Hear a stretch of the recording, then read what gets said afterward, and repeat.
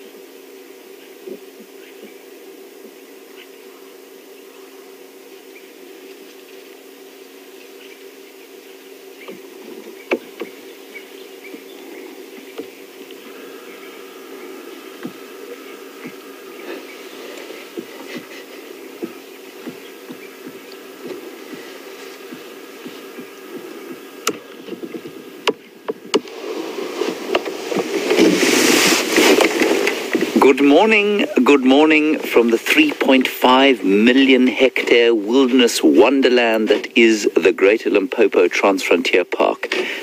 We are here on a small section of it, 1,500 hectares, called Juma, and a little bit to the west called Arathusa. In case you wondered what website you stumbled upon, you're with WildEarth, and we are going to take you on a live dawn game drive. And no matter where you are in the world, you can join us in this marvelous African wilderness.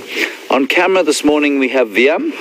Next to Wium we have Jandre, who's trying out on camera. In the control room we've got Tara, Phil, Eugene, Andrew. In fact, they're so full in there, I'm not sure they're going to know what they're doing.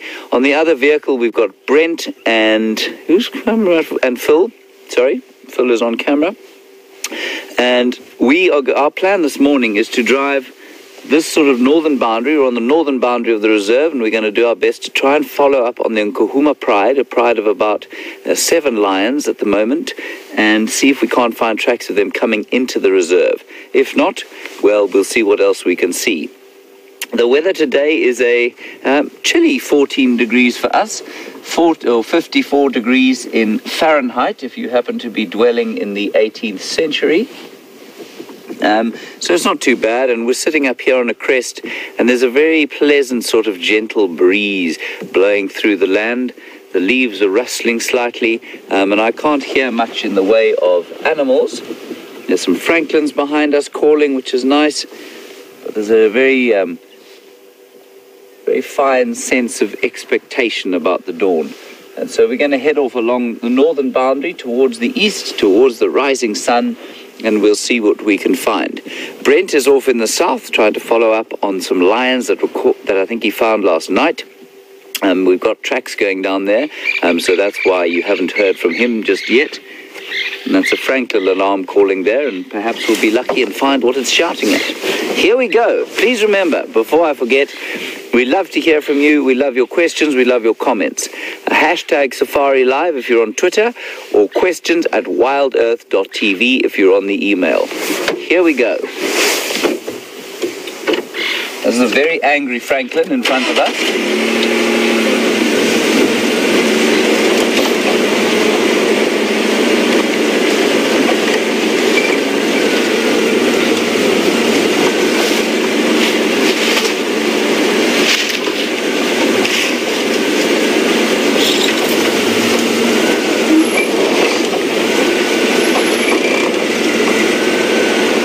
So the road in the morning is an incredibly important part of the drive, because it tells the story of what happened in the night. So it's always nice to get out before everyone else does, so that you can be the first to read the bush newspaper, as it were. Just looking to see if I can't see what those Francolins were shouting at, but they seem to have ceased their yelling. Ah, there's some buffalo. So first sighting of the day, not buffalo at all. In fact, they are wildebeest.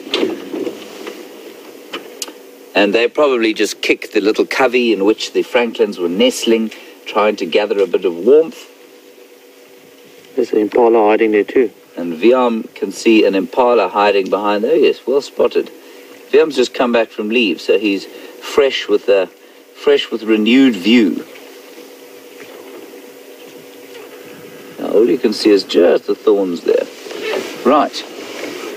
I think we'll press on gently down the road after Wium's exceptional focus pull.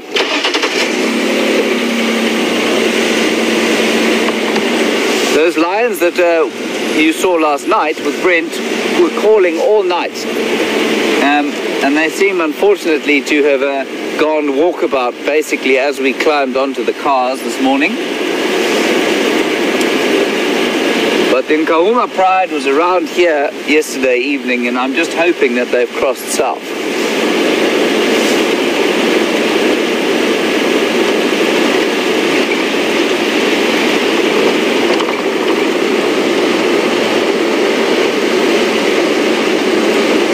Plenty of tracks of hyena. Something in the way of civet tracks. No lions as yet.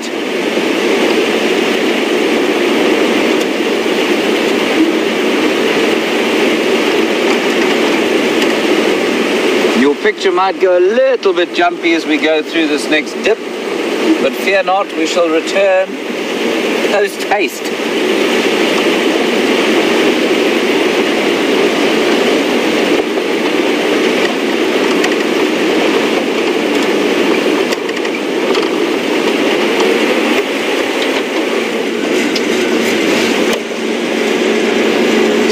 Lions. It was around about here that they were sitting last night, just to the north of us.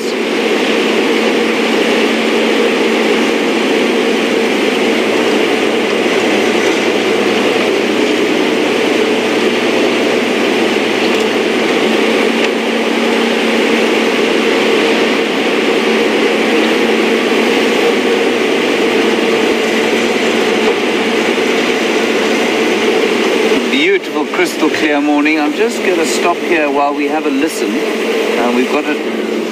I'm going to challenge Wium on his first day back. There's a green wood hoopoo there that has typically just flown away, but it's still there. And we've got a whole bird party here. We've got a green wood hoopoo, a long-tailed shrike, or magpie shrike. That's what Wium's got now. And the birds so often come on these winter's mornings. They come and they sit on the top of the trees. They fluff out their feathers, try and trap a bit of heat under them, and then wait for the sun to come up and chase away the evening chill. And then just below that, we've got a Cape glossy starling, or a greater blue-eared glossy starling. That's him there, yeah. Difficult to tell in this light. In fact, almost impossible. We need to hear them call. They've got a very different call. And it's especially important at this time of the day to just stop and have a listen. Wherever you are, see if you can't pick up on an animal alarm calling, or perhaps the last roar of a lion. Nothing at this stage, so we're going to carry on gently down the road.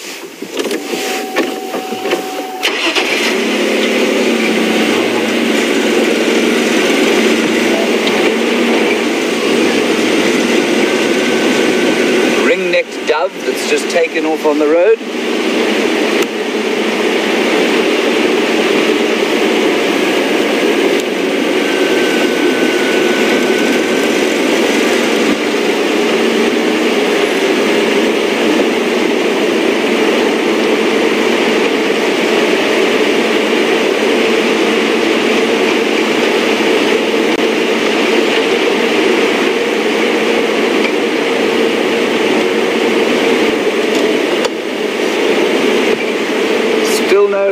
Tracks. Much else has moved about during the course of the night. Buffalo. Now this is exactly where they were. This is where that male lion that Brent saw popped out yesterday evening and went south, and I think he's probably crossed completely south out of the reserve.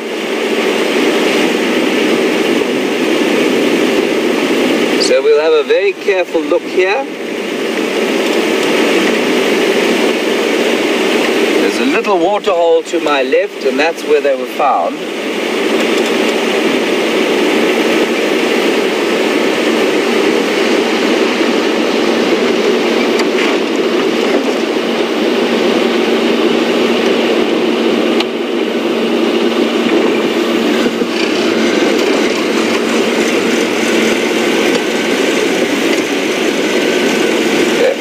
Thank you to all of you who have welcomed Wium back to work. He is, unlike the other cameraman, he has his face exposed, so I can see his teeth grinning like a Cheshire cat at the warm welcome with which you've brought him back from his leave.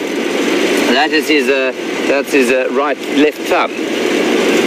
And then from Lucy in Indiana, thank you for your sort of suggestion that you'd like to know what I'm going to eat this morning for you. I'm not sure, but I will find something. I do feel a little peckish.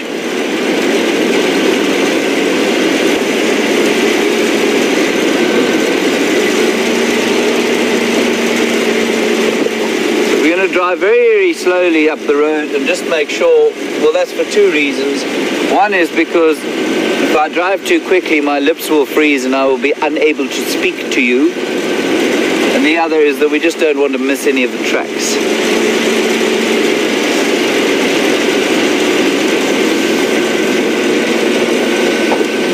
Here we go.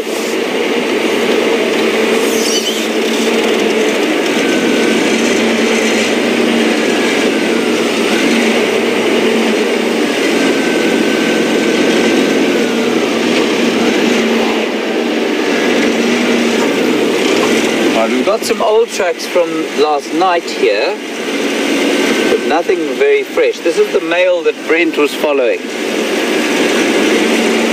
Edward, you want to know, thank you for your question, you want to know if I've ever been in a place where a migratory bird has sort of arrived unusually, so like a vagrant, I'm assuming you mean. There have been a few times. I'm just trying to think of the best example.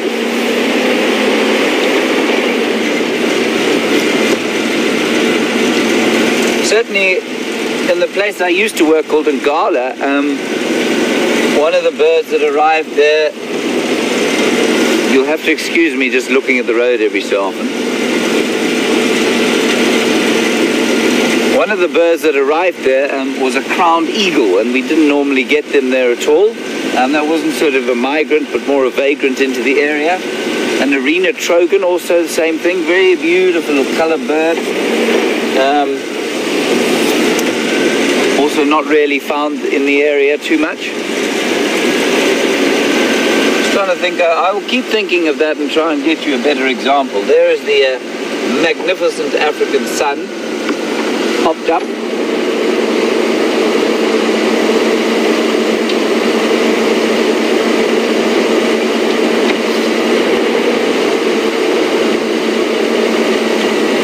So there are definitely tracks of lions here. But it looks to me like just one male, and I'm pretty sure this is who they followed last night. In fact, it definitely is. There are vehicle tracks over the top. So he's probably left the rest of the pride. He's gone on walkabout. They won't be too sad about that because it'll leave them with more to eat if they catch something to eat.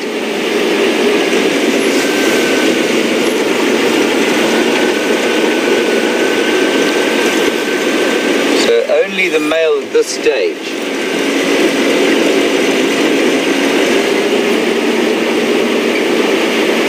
Of course, the danger here of while you're looking at the road is that you don't look up and around you. You can drive straight past them.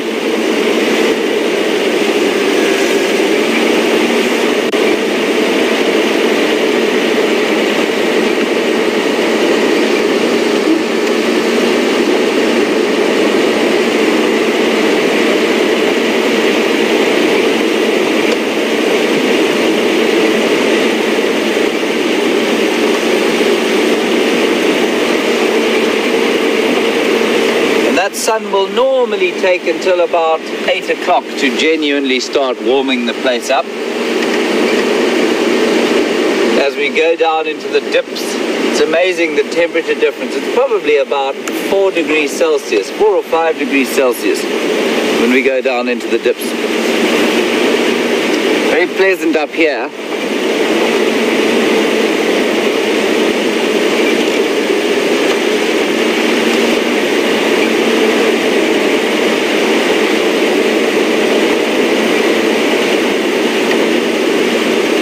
So it's a rather glorious morning.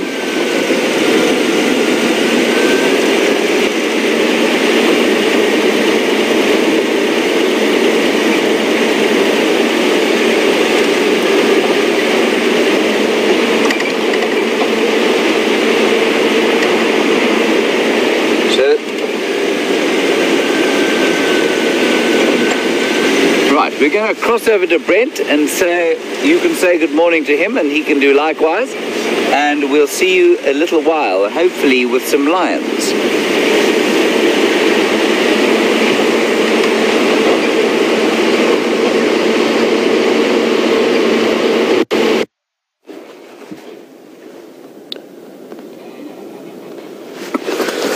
Good morning, welcome on a live game drive. I'm busy on Arathusa Private Game Reserve. My name's Brent and I got Phil on camera with me this chilly morning.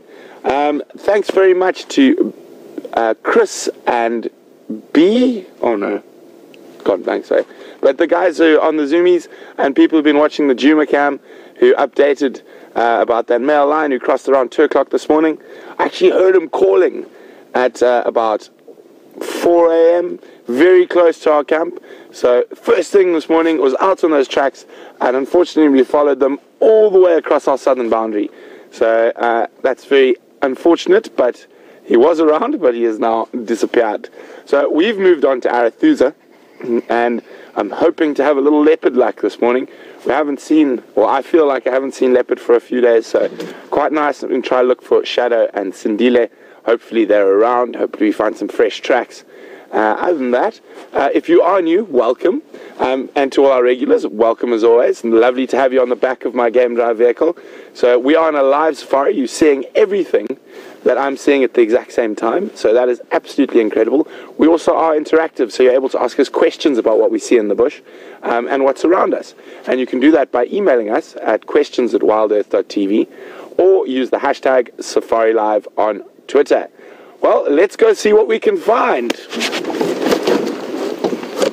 The sun's just popped over the horizon, and hopefully it warms up a little bit quickly.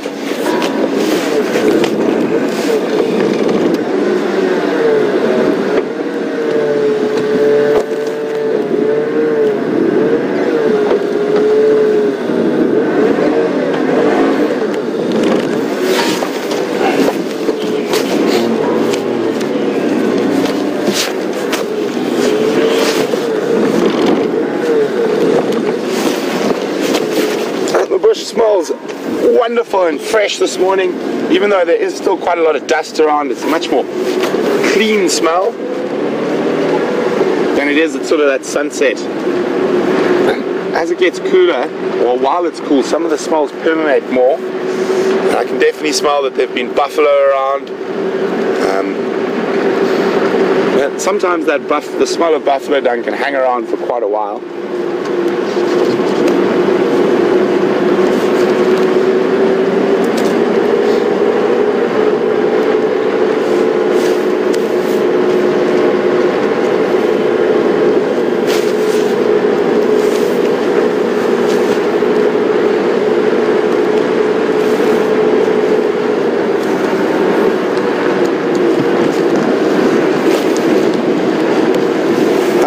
Check towards an area called Knobthorne Open Area. It's one of our touch rugby fields where we do a little bit of exercise. Also, it's the spot where we saw that serval a few weeks ago.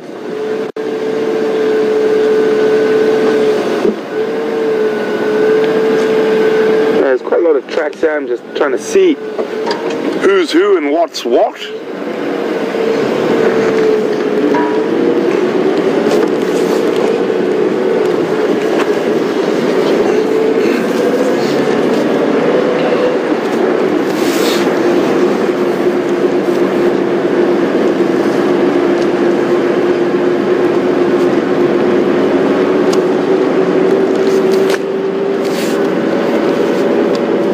lot of busy chatter on the Game Drive channel as all the Game Drives get mobile. So I'm just listening to it, trying to find out if anyone else has seen tracks or found any animals. And very important for us to have a good working relationship with the other guides in the area. So we all work together to find animals. It's very much a team game, finding of animals.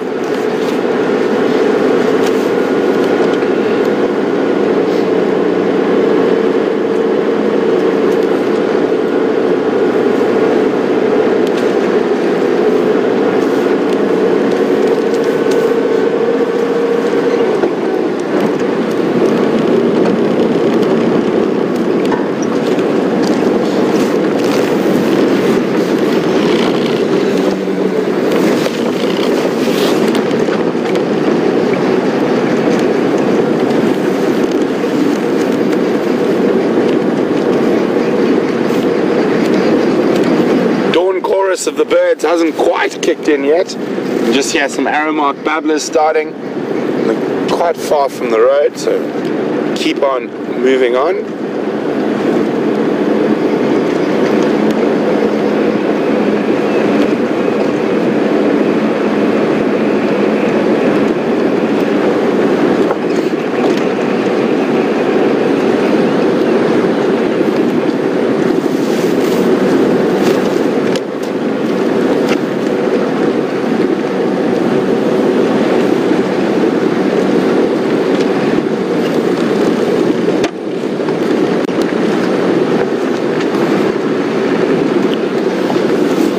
Morning, Lynn from Michigan. Welcome on this chilly sunrise safari, Lynn.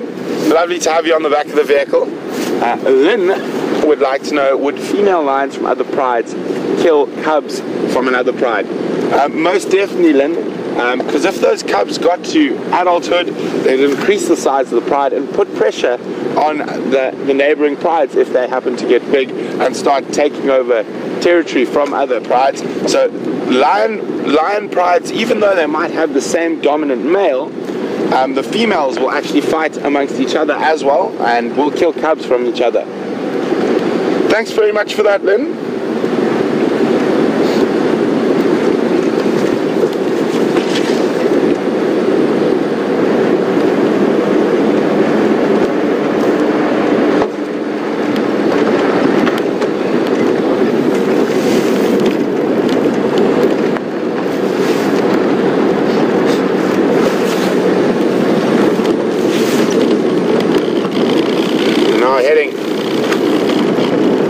Due east.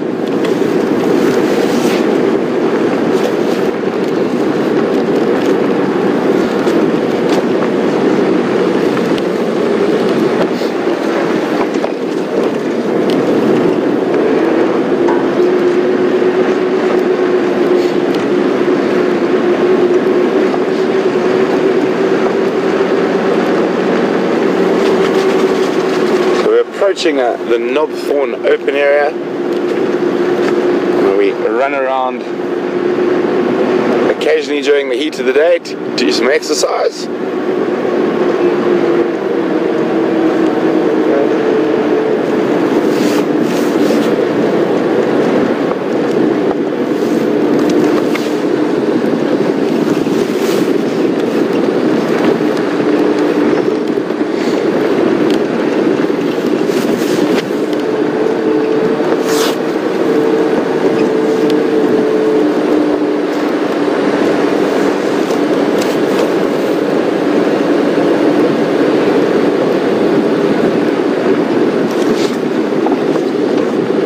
Morning, Kathy from Memphis. Welcome on the Sunrise Safari. Kathy'd like to know a little bit more about the lion cubs we saw last week. Which pride do they belong to and where they're from? Just a little update. Kathy, they belong to one of the younger Styx lionesses. She's about 4 years old, and as far as I'm aware, it's her first litter. There are 3 little balls of cuteness at the moment, and they are roughly, there's a little bit of debate, but I would say not very far over 2 months old, so probably 2 months and some change. And they are generally towards the southern area of Juma, and then the rest of the territory seems to fall further south of our traverse area. So nice to have them around. They have seemed to be spending a bit more time on Juma, but even moving into areas that is traditionally sort of the Nkahuma pride. Oh, we got lots of fluffy Impala. Let's go back a little.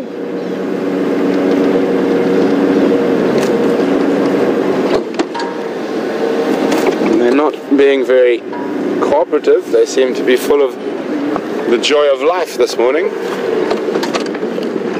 There we go.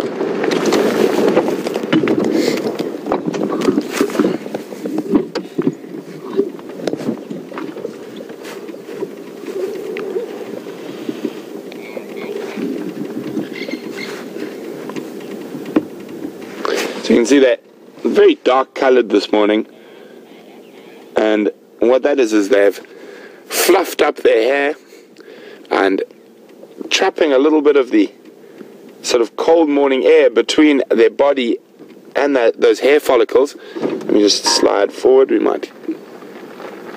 we go. And what that does is it creates almost like a blanket. So the warmth of the body will warm up that little pocket of air, and it'll create an insulative blanket around the Impala. And you'll see quite a lot of antelope species in these really cold mornings or cold evenings will be fluffed up like that.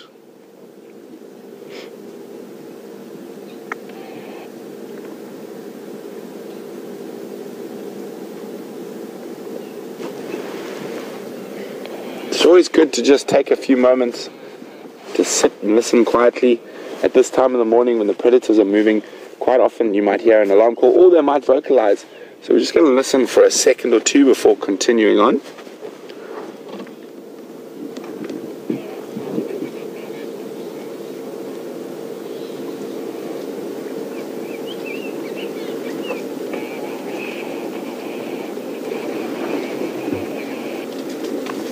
Oh! Just decided to go run across the road. And it looks more like, there we go, come the rest of them.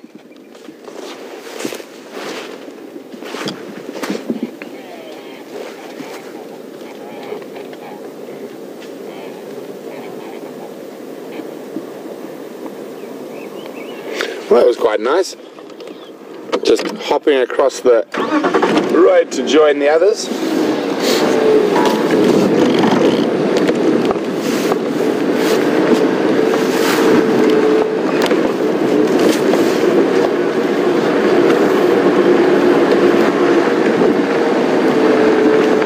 Slowly creeping. You can see it's up on that opposite hill to us. We're still in the shadow, so it's still a bit nippy this side, but the sun should catch up with us shortly. But it's really exciting to have some little lion cubs around at the moment. They are so cute, and hopefully those females can look after those cubs, and that'll be quite a good start, especially if there's, I'm not sure of the sexes of the cubs yet, they're a bit small, but if there's at least 2 females in there, it'll be very good, and I mean that would increase the pride size to 4. Even though they are 6, even though they are part of the greater sticks pride, they still seem to be spending a lot more time away from the rest of them, which could mean they'll develop into a completely separate pride later.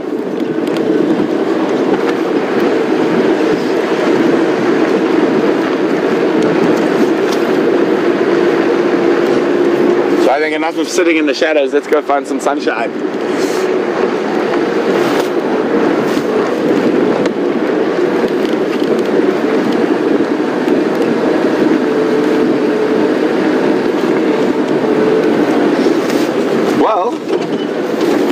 While we look for some sunshine and animals, we're going to pass you back across to James, who is obviously still worried about his height, so he's tried to find somewhere to make him look a little bit taller.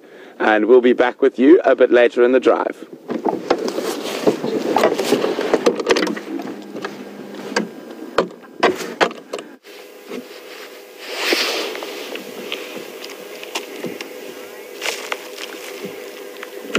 Welcome back, everybody. You find me outside the vehicle and next to a termite mound. Now, I'm not going to eat anything out of this termite mound at this stage, but what I am going to show you is some of the detail here. It's quite unusual that we get this close a look at a termite mound. If I do leap suddenly, it's because a snake has come out and tried to bite me on the face, which I'm going to try and avoid studiously. Now, inside these termite mounds, this is the fungus-growing termite, a fascinating evolutionary sort of thing that's developed, and it's developed in a few places around the world, where the termites, which cannot digest cellulose, which is the stuff that this grass is made of, basically, they grow fungus, which basically digests it for them, and then they eat the fungus. There are no fungus gardens in this one because it's not an active mound, but if you look down in here, if you can get as tight in as possible, you can see how the structure of the mound is, and we very seldom get this opportunity. Normally, the burrows are sort of hidden, and this one's been excavated by an aardvark at some stage during its life, and you can see the tunnels that the termites have created. You can see the little chambers where they would have been growing fungus. What you can't see here, unfortunately, is the royal chamber, which would be a chamber about that size, just down below, probably about 30 centimeters under the surface of the ground, and that's where the queen, who's about 6 inches long, will sit with her sort of bulbous white abdomen, which produces 20,000 eggs every day. That's a lot of eggs. So you can imagine how many termites there must have been in this mound, and how many there must be in some of the bigger mounds. There's one just down the road there, which we'll have a stop at just now. But I wanted to stop here because you can see right into it, and you can see the tunnels and the chambers and the little places where they would have had their fungus gardens. So this is the fungus-growing termite, Macrotermes natalensis, and a whole lot of other things, of course, will go down there to live, including the black mamba at times. So we'll try and avoid trying to see him. I'm quite terrified of black mambas, as should you be, I suppose. Right, we're going to go down a little bit down the road, just to update you on our lion tracks. We haven't managed to find any lion tracks. I'll plug myself back in so the Tara can speak to me, instruct me.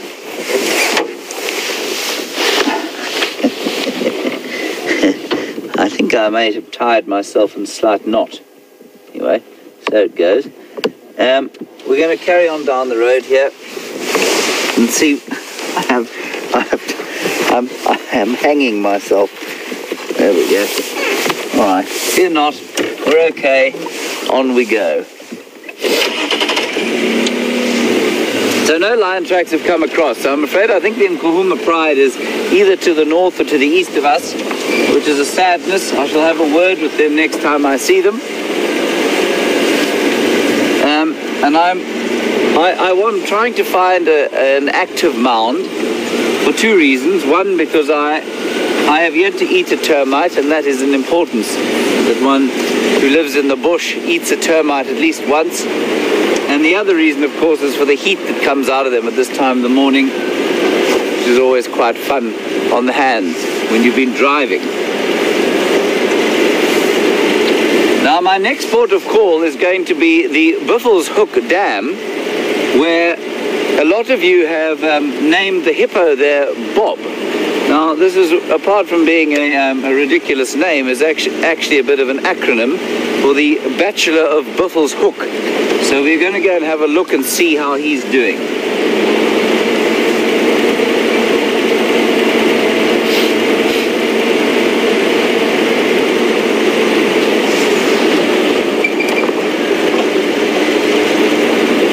John in California, you ask an interesting question to which I'm going to hazard a guess. Is the size of a termite mound related to the size of the colony? And the answer, I believe, is yes. The larger the mound, possibly the larger the colony of termites. Remember, we're just going to stop here at these Kudu, And then I'll carry on, John. John, say when. Try and get past the bush here so you can see them nicely. When? Oh. Sorry. There goes a young male, young bull. John,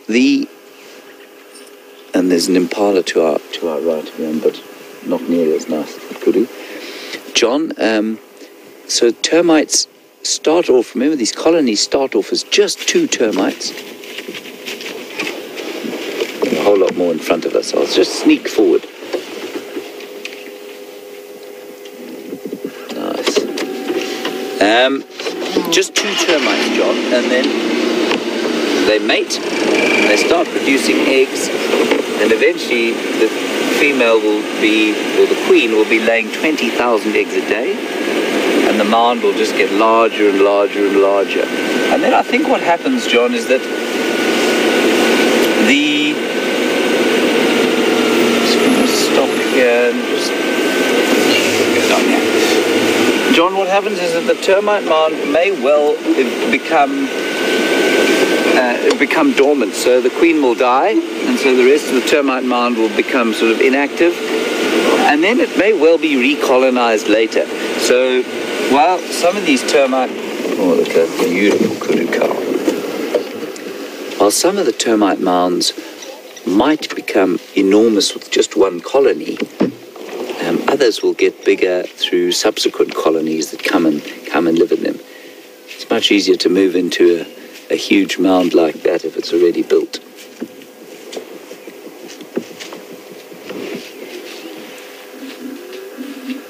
You can hear some hyena calling way off to the north. Last calls in the morning.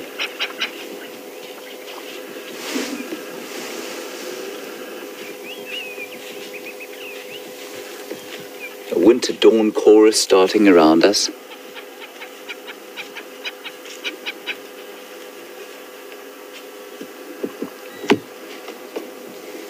Waxbills calling, southern black tit, a drongo, something called a 3-banded, not a 3-band plover, I'm talking nonsense, a brown-crowned chagra.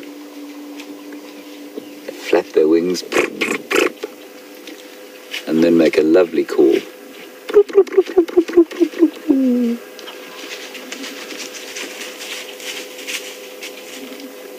Just listen there.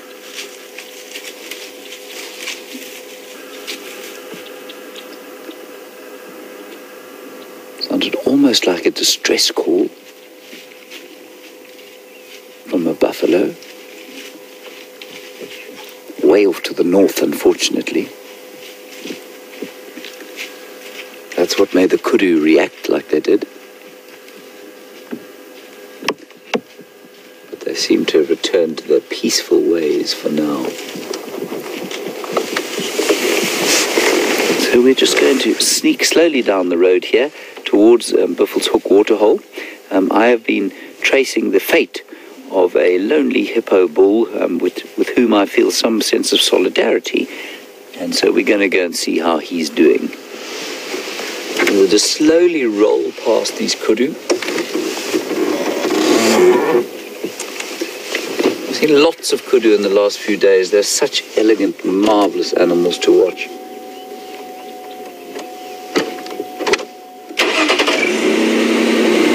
Quite nervy. I'm just going to get the car moving slowly and then I'll roll past.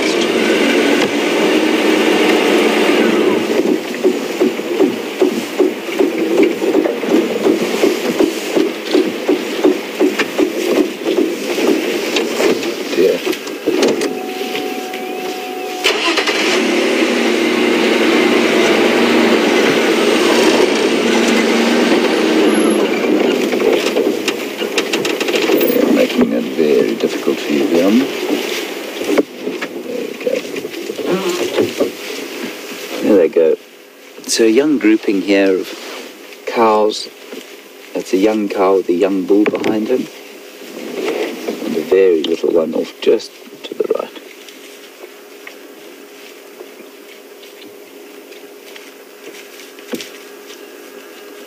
So there's a tremendous sense of peace here up on top of the crest.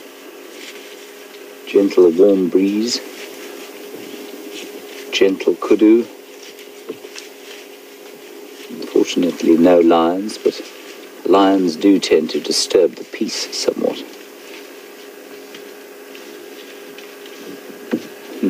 Very nice.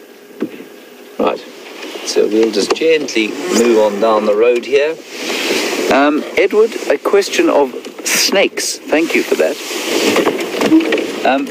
You want to know if we get worm slung in the area. Worm slung, for those of you who don't know, is English name is a tree snake. Worm is the Afrikaans word for tree. So worm and slung is snake. Worm slung, tree snake. And it is the most venomous snake in all of South Africa. But, and yes, we do get them here, Edward, but they are not considered particularly dangerous because they're very shy and retiring. So I've actually seen somebody mistakenly identify one, catch it by its tail, thinking it was a non-venomous snake called a spotted bush snake, and all the worm slung did was try and get away.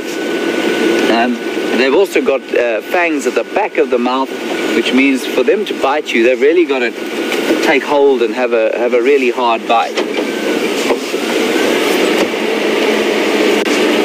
So really not a danger.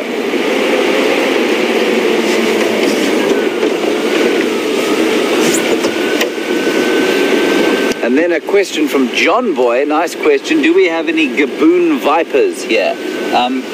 John Boy, we do not have any gaboon vipers here. The closest thing we have here is the puff adder, quite a close relative. Looks fairly similar, but does have slightly shorter fangs. I'd be a lot more nervous of a puff adder than I was of a worm slung. But just remember that I very seldom like to use the term dangerous to describe any animal, including even a black mamba.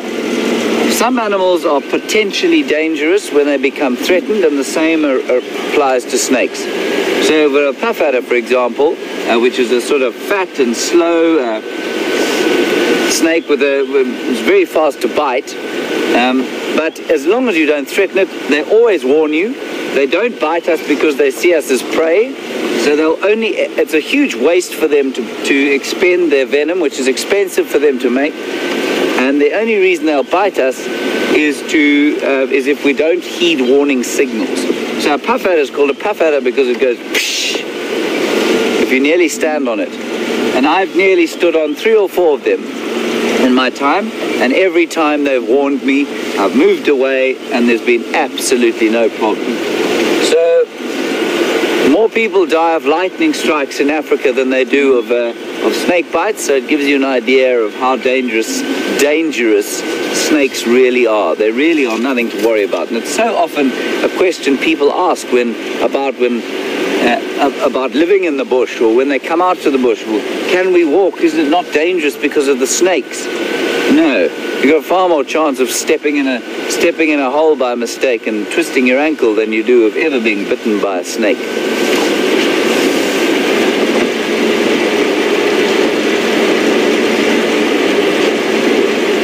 That said, I must just tell you a short story about something called a night adder, which is similar to a puff adder. And the first time I saw a night adder, I didn't actually see it, I heard it first, and I'd never heard them before. And I was just about to stand on it. It was in the twilight, and so I was walking through the bush like this, and I was a bit late getting back to camp, so I was walking quite fast. And I'd never heard the snake before. And as I was about to put my right foot down, I heard this hissing sound. And my body knew what it was. I immediately froze. Nobody had ever taught me what it was. I'd never seen one before, but there was something in my evolutionary past that I understood entirely what it was and what the danger was. So we've evolved to pick these things up.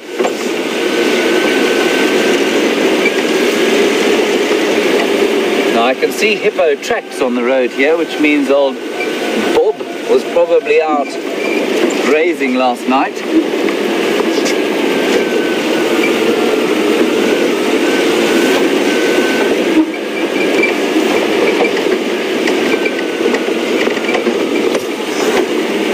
So, Wium, can you get those tracks in front of there? Is that... Which ones? That on the left? That's it, the hippo tracks. Okay, so there are some hippo tracks. I'll just have a quick... We're just going to have a quick look at them, and then you're going to go across to Brent, who's actually looking at the actual animal. So, Wium, will you just direct me if I'm not in screen? Mm-hmm. You on this one? And the next one? Next one? One more. Yeah? Yep, that's good. Okay. So here's the hippo track. You won't see it particularly clearly from there, but it's got 4 toes. 1, 2, 3, 4. And a back pad that looks like that. So, quite a big foot. Certainly bigger than my wee hand. And as we look at this hippo track, we're going to head towards Buffelshoek Dam, and you're going to go across to Brent, who's actually looking at some hippos, which is slightly more entertaining than my hand on the road. See you just now.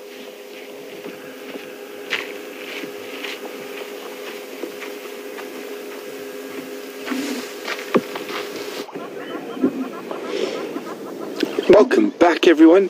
As you can see, we've made our way towards Arathusa Dam, and we are spending some time with some hippopotamus, and you can see they all look quite chilly after their nightly excursions, and I'm going to be looking forward to that sun warming up and heading out onto that island for a bit of basking.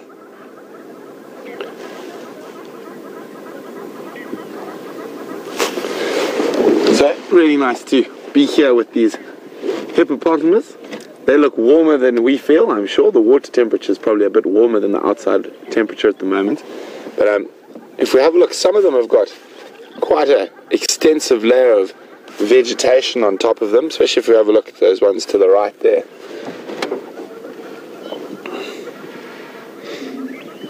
It almost looks like the hippo is wearing a beanie, even though I think that's far more accidental than on purpose. To a little bit to the left, please, Phil. There we go. It's got a scarf on.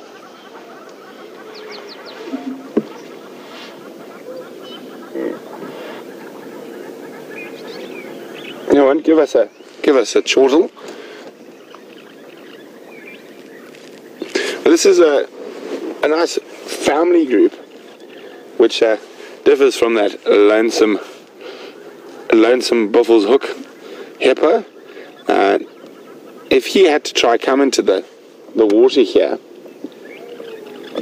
he would definitely be pushed out by the dominant male, who would be scared of him, making some maneuvers on his females. And I believe James has just been showing you some hippo tracks. So, really interesting that we can go from the hippo tracks to the hippo. And you can see little pied wagtails have landed on the hippo's back, using a nice safe point. Up, and off he goes.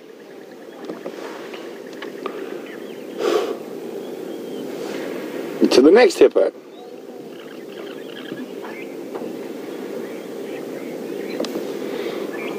And see, they're not very energetic at the moment. They've probably spent the whole night out foraging, especially as it gets drier and drier. They'll have to move bigger and bigger distances between decent food and their watery home.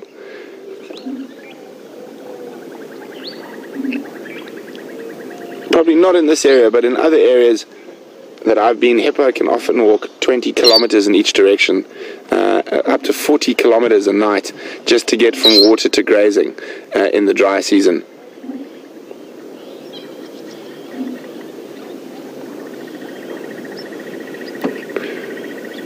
I'm quite sure if we come back here a little bit later, we might find some basking out in the sun.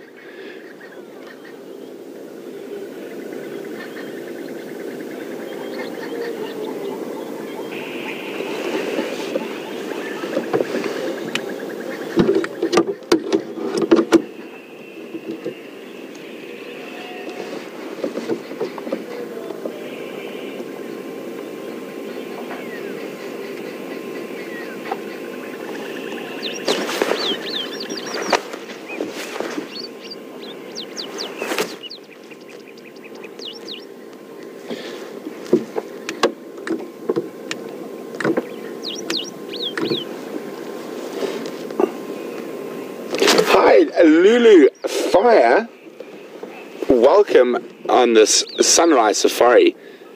Lulu says she's heard that the largest amount of human deaths in Africa are caused by hippo attacks.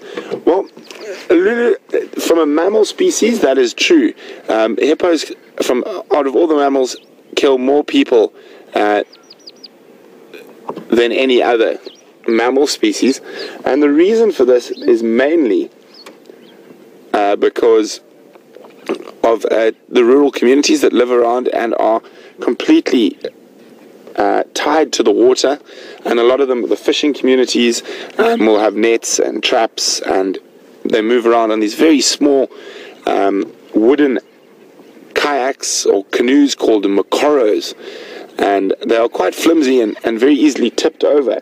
And in those situations, the communities come into contact with hippos on a very, very common scale, and slightly less than that. If a hippo feels threatened and you get between them and the water, them trying to run back to the water, they'll obviously try to move any threat that's between them and the water.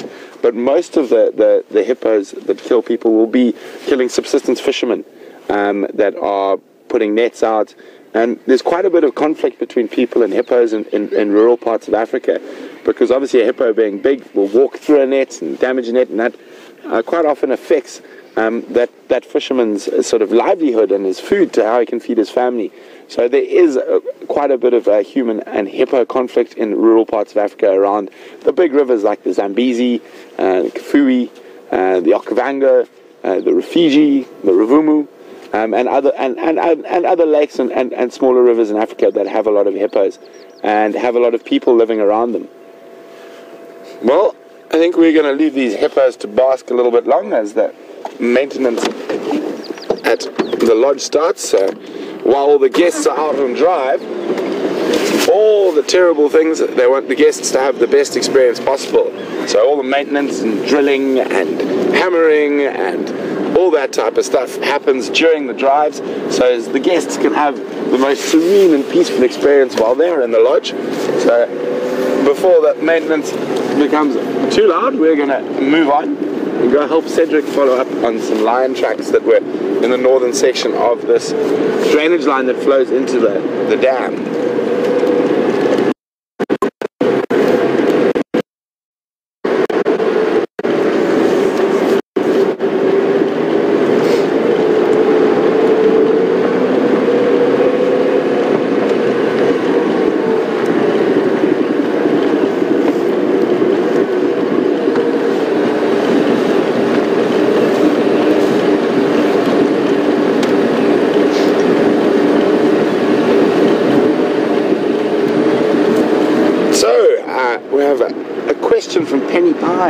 Welcome, Penny, on this very chilly at the moment sunrise safari. Nice to have you on the back of the vehicle, Penny.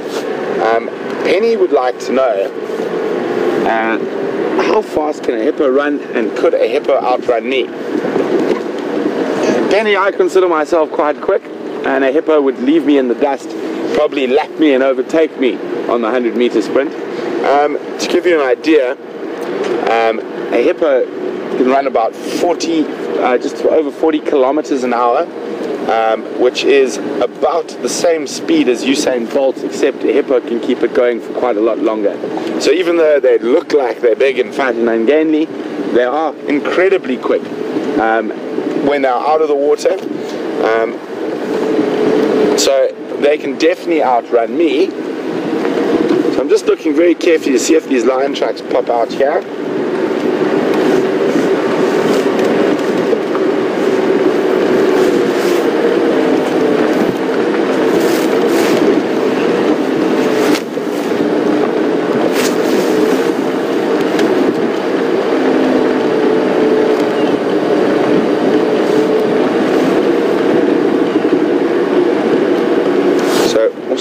Going this slowly, we can listen a little bit more carefully to see if those lions are spotted by an Impala or a Kudu and might start barking or snorting to give away their presence. Sorry guys, I just need to listen to the game drive for a second. It's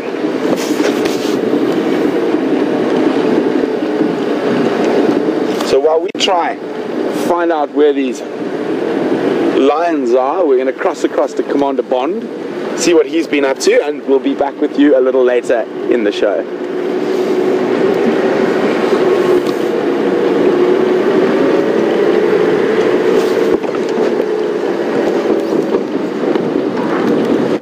Is that all right?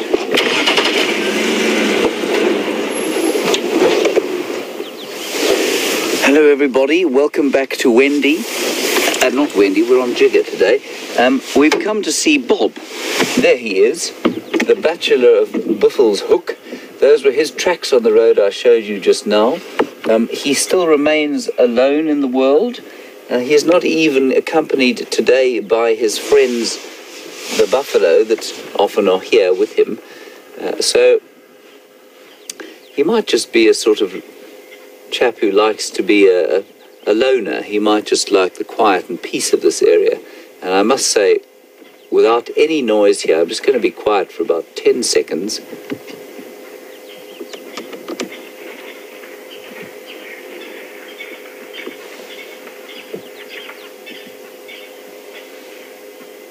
It's just a tremendously peaceful place to be. We've got a couple of Francolins calling, a grey lurie or grey go-away bird calling. Ooh, and there's a huge stuff going on there. I don't know if you can hear that. It sounds like some zebra. Now, there's some real action going on just to the north of us there. I'm going to move quite quickly. It sounds to me like something is being attacked just north of this waterhole. So we're going to go with great speed. Hold on. Don't spill your coffee. If it happens to be nighttime where you are, don't spill your brandy. Sounds to me like a zebra, but might not be. This is exactly around where that pride of lions was yesterday. If you lose picture, it'll come back just now.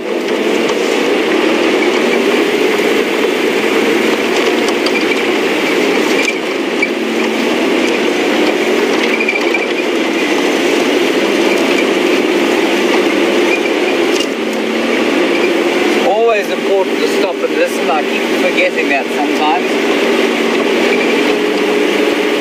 So it was just off to the left of where we're driving now that I heard the bushes going. I'm not sure if you heard them from your side.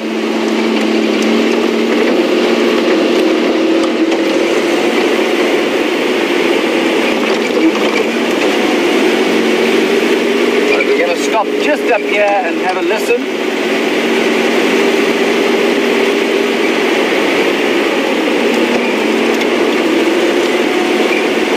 Hoping against hope that noise wasn't north of the boundary. Just about here.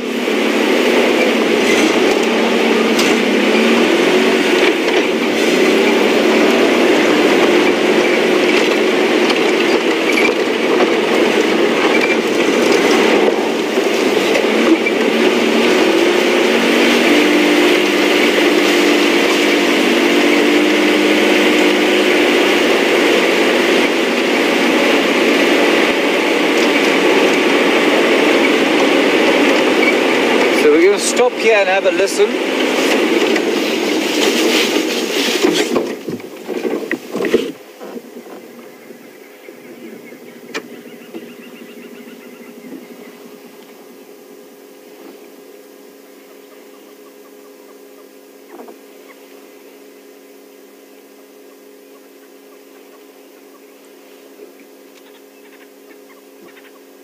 So I'm not sure if you heard what I was listening to or what I heard. It sounded like animals charging through the bush, possibly buffalo, zebra-sized, and then I heard what sounded like a zebra alarm calling.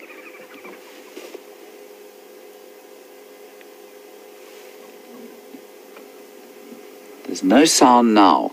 What we're going to do is drive a little bit forward, and we're going to go onto the northern boundary and just check if there aren't any tracks there. This is right about where the Nkuhuma Pride was last night. I wonder if they haven't sort of tried to chase something.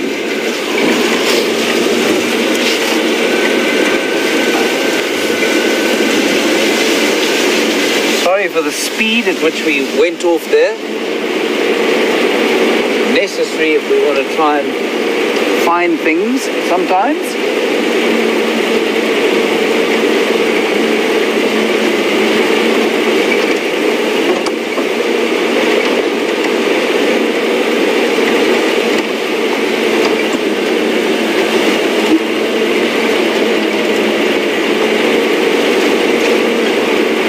Anything here?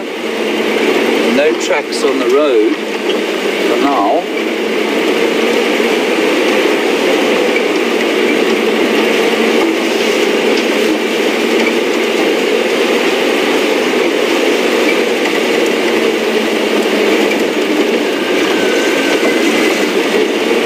We'll just go down into this dip and then move on to the northern boundary.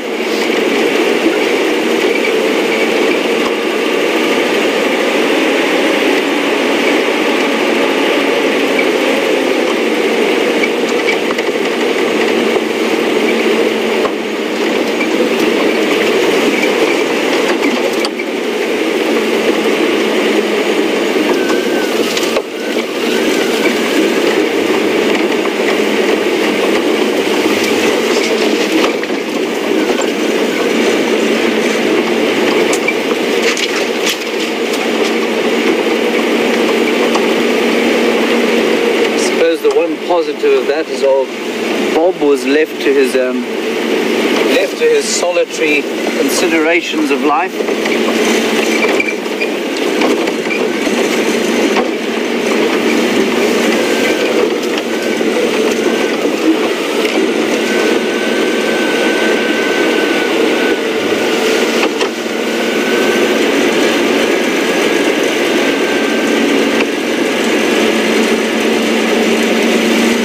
Carol, while we drive along here and see if we can't pick up what was making that noise, you want to know if hippos sleep during the day and if they sleep lying down. They do sleep during the day, but they sleep in the water. They will lie down. Sometimes on a cool morning they'll come out and lie on the ground on the shore, but during the day they will often sleep in the water. And that obviously holds most of their mass. They'll be standing on the ground wherever they are. So yeah, I suppose you could say they are sleeping standing up, but I mean pretty much hanging in the water.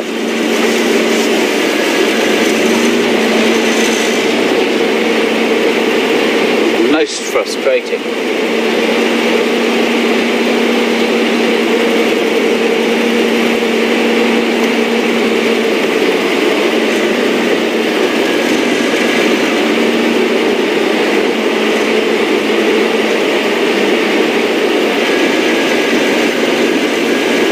In Austin, Texas, you've asked me something I don't really know.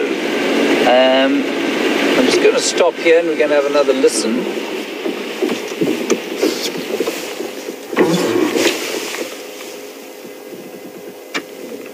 You want to know what kind of parasites might affect a hippo in the water. Hippo are affected by ticks, certainly, but not so much in the water. And within the water, I'm afraid I actually couldn't tell you. So if any of you geniuses out there want to send through an answer to that question, that'd be great. You gave some incredible information on birds the other day, yesterday. And so if you've got any information on parasites in the water for hippo, that would be great. I'm just going to stop here and have a little bit more of a listen. There are no tracks, unfortunately.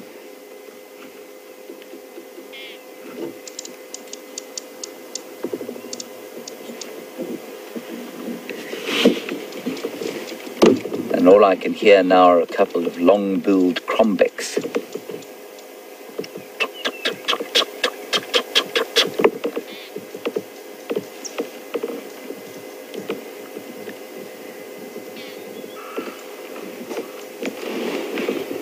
Whatever was being attacked has either succumbed and shaken off this mortal coil, or it is no longer being attacked. definitely no lion tracks on the road.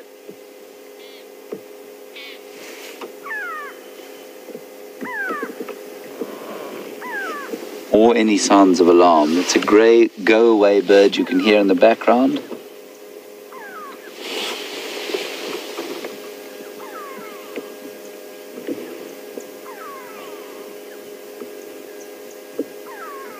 So I think we're going to pack this in a little bit and just carry on a little bit further down the road, and then we're going to head further towards the south of the reserve and see what we can see there.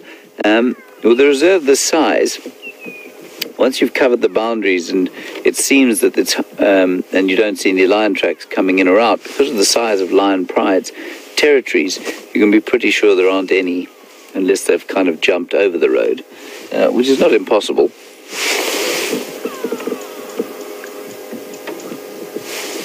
So we'll probably go and try and pick up on some other tracks.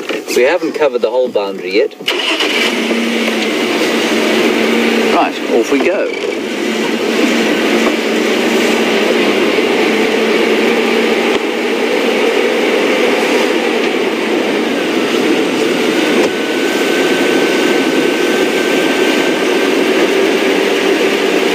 Keep very careful eye both sides of the road here.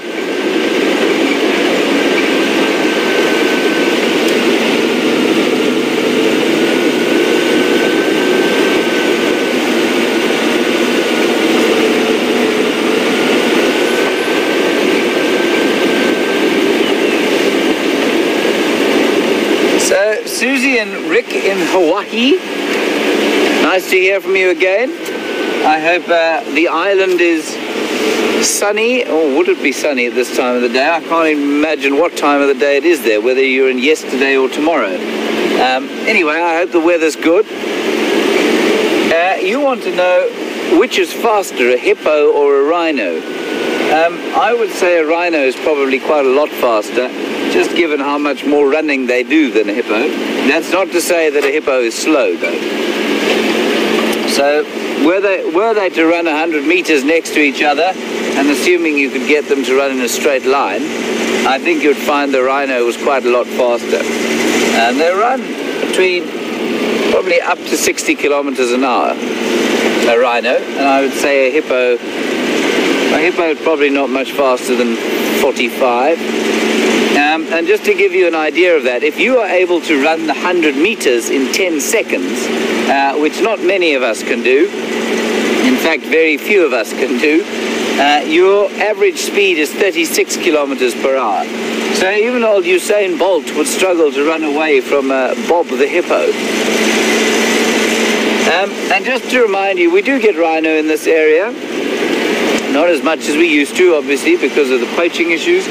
But because of those poaching issues, and because of, you can obviously see where we are the whole time, we don't show rhino when we do see them. So I've had a few rhino sightings where we just kind of move the camera over them, and you don't see them because we don't want to give any indication to the fools that decide to shoot them as to where they might be. We want this to remain a safe haven, and there's some very stringent anti-poaching measures in place in the Sabi Sands and in the reserve above, or north of us, and they seem to be bearing some fruit. So hopefully in the not too distant future we'll be able to show you some of these magnificent animals. We're going to head over to Brent now, who seems to have found some hyena, and he says maybe a lion kill, so that will be quite exciting. We'll see you just now.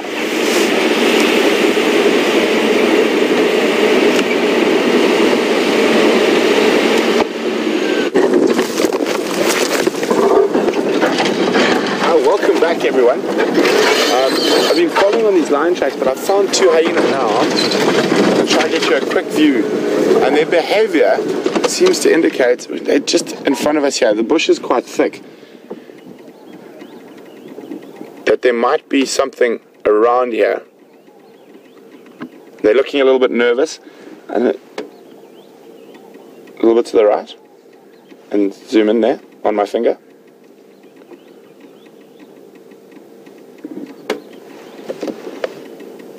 can just see their movement behind that bush.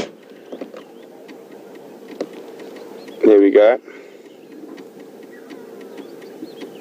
So we're not 100% sure what's going on at the moment. I just need to chat to the game drive channels quickly. So I'm just going to stop and listen, because if there are lions feeding, we might hear some growling. Morning, come in. Confirm you also following up around Safari Dunga North. I've been trying to get a hold of you guys, but the comms haven't seemed to be working very well.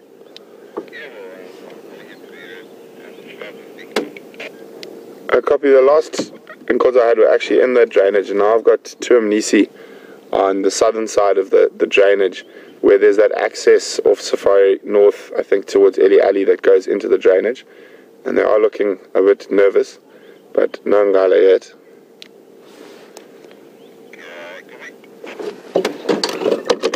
I'm going to try to get a bit close to those hyenas, see what's happening.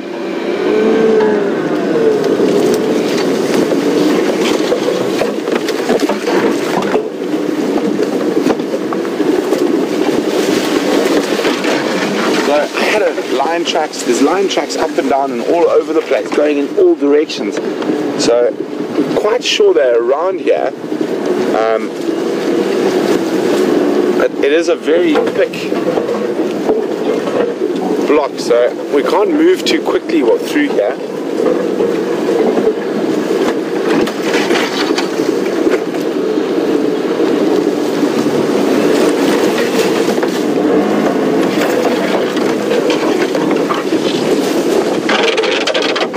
So the elephants have pushed over a lot of trees. You can see the hyenas are looking around and smelling, and their senses are much better than ours, so they might know something we don't. So it's worth just watching them for a little bit.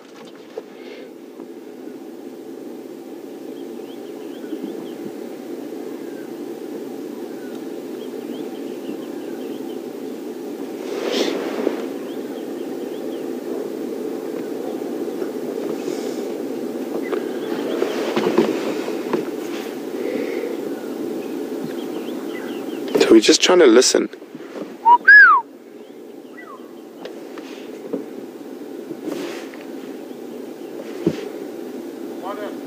Mnis mfo. Mnis. Mbil. Angazi mfo. Mnis bit skittish.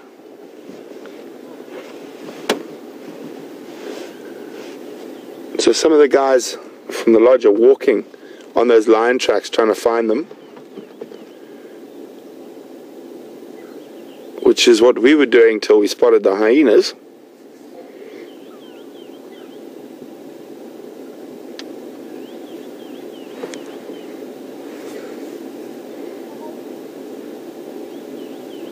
So we're all very confident the lions are in this block somewhere, and I think the hyenas think so as well.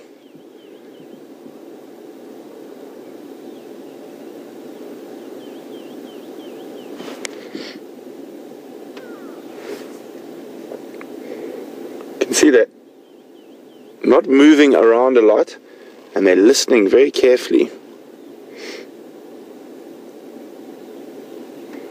Whereas we can only track by seeing tracks, they can track with their noses.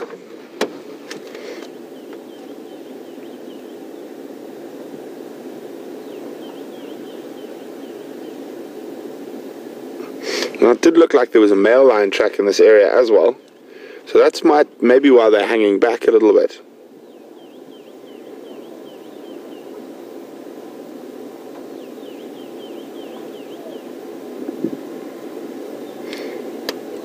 When I spotted them, I was sort of hoping to hear that cacophony of maniacal giggles and growls of lions and hyenas fighting, but no such luck yet.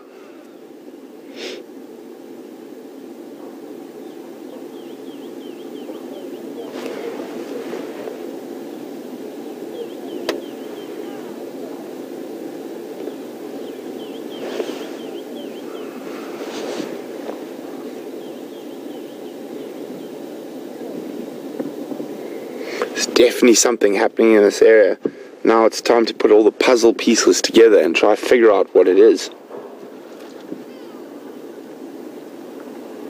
And the slightest noise of an animal might be able to fill in one of those gaps. But at the moment, I think we're just going to sit with this hyena and listen for a little bit longer.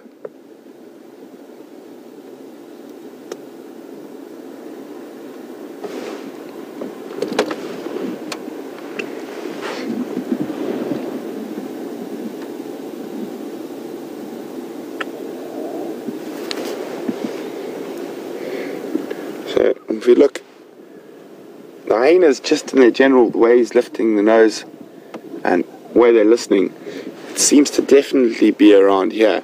So I'm just trying to see if I can smell sort of that fresh stomach content, or if I can hear even just the slightest sort of growl or whatnot. Maybe they might have killed something small and it's all finished, but you might hear that sort of oof, when a lion sort of lies down heavily, just off.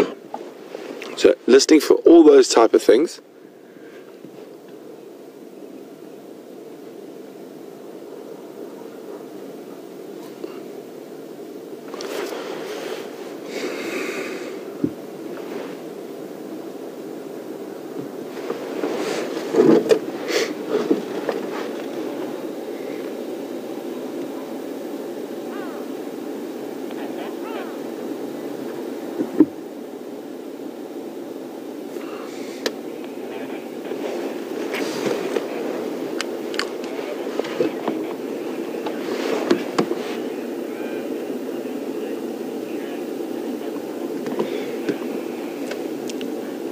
Hi Lisa.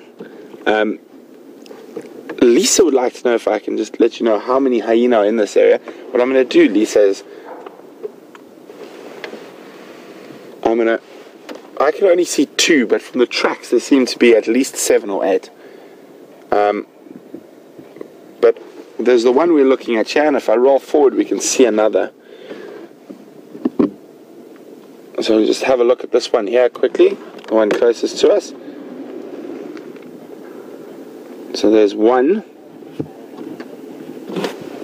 and then I'll move forward a little bit and you can see the other.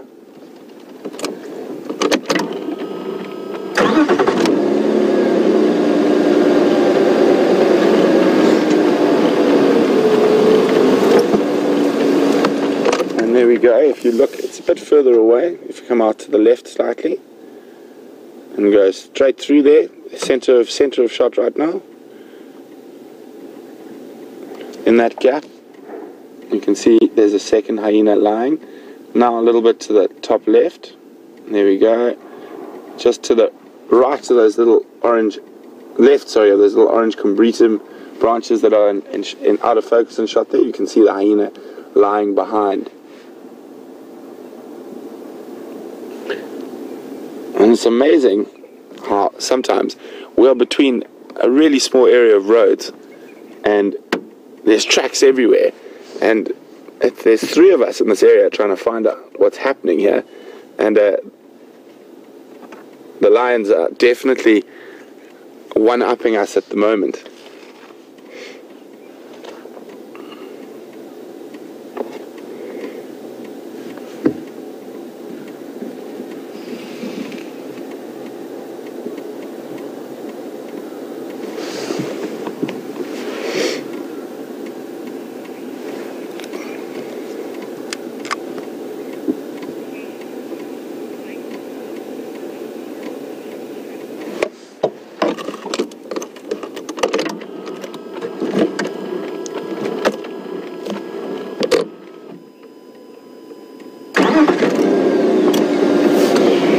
Move back. Hi James, thanks very much for the question, James. I'm just going to move back so we can get a better view of the closer of the 2. How's that, Phil? James would like to know a little bit about hyena's social structure and whether this hyena is on lookout for the other. It seems to be more alert. Well, James, in this situation, I don't think both of them will be on alert. They'll both be using their ears and their nose to smell what's going on and to hear what's around and keep checking. The possibility they're hanging off like this at the moment is they probably know exactly where the lions are, but there's a male lion there and they don't want to tangle with a male lion, so they might just be waiting to finish off the bones that the lions couldn't crunch.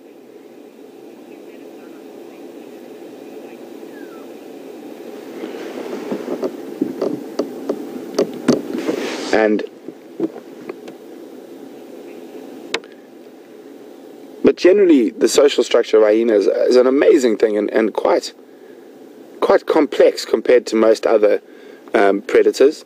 And it's the world's, or Africa, as far as I know, only truly matriarchal society, where the females are sometimes 20 to 30 kilograms bigger and heavier than the males. They have a very high level of testosterone. They have a pseudo-testes and a pseudo-pedis, which is an enlarged clitoris, and it is used very, very actively during social displays when different clan members meet. Sorry, I just thought I heard something there for a second. So did the hyena.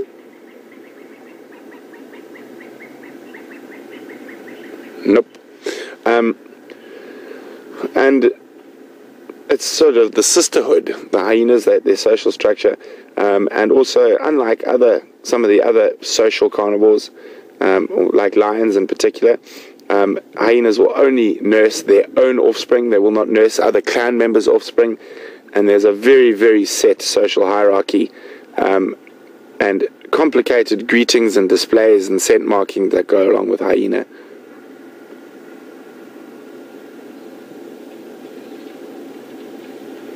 So he's listening to Impala that I can also hear rutting in the distance, or she. So very difficult to sex them.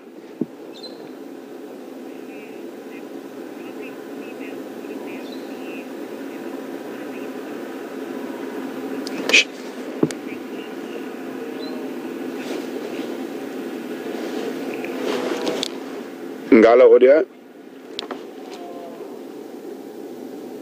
Sorry guys, I've got lions roaring, so is the hyena. Stood up, but the lions are roaring due east of us.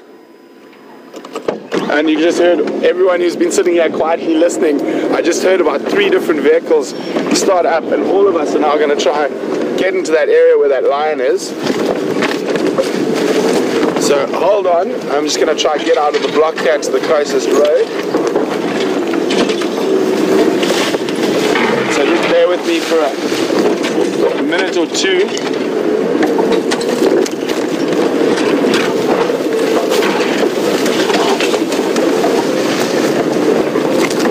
So that sounded like a male to me, and he sounded quite close, so hold on tight, folks.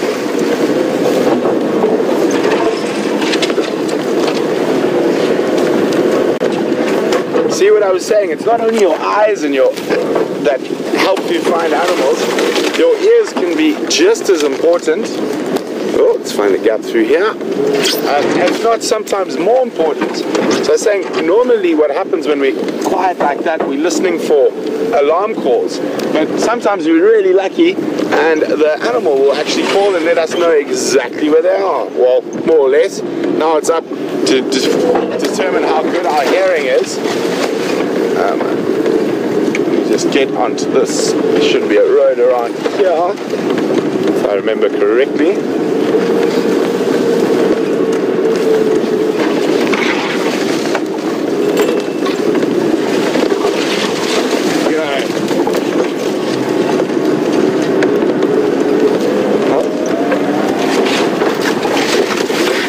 This is a little track we're going to follow up on.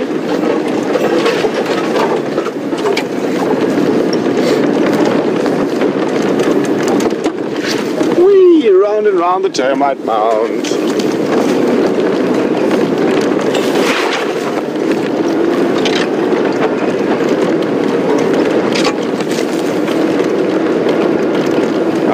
On the power lines heading east at the moment.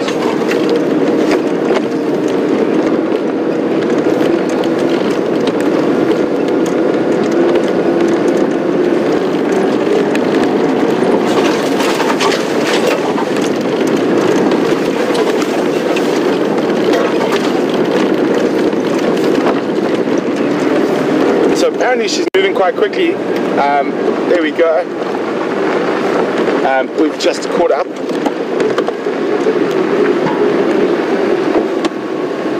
So she's in front of the vehicle in front of us. We're going to have a look as soon as we can. Unfortunately, the bush is quite thick here, so it's going to be quite difficult. 2 stations with this buzzing, 3 stations with the buzzing dollar.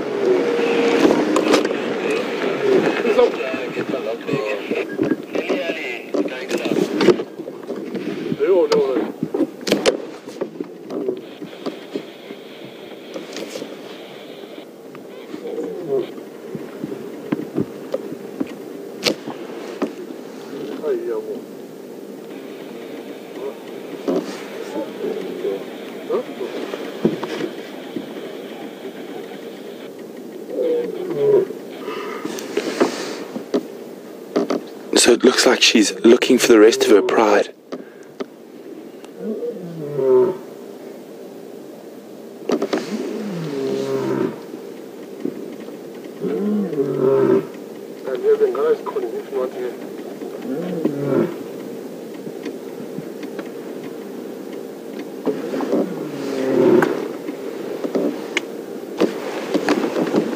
Well done, guys.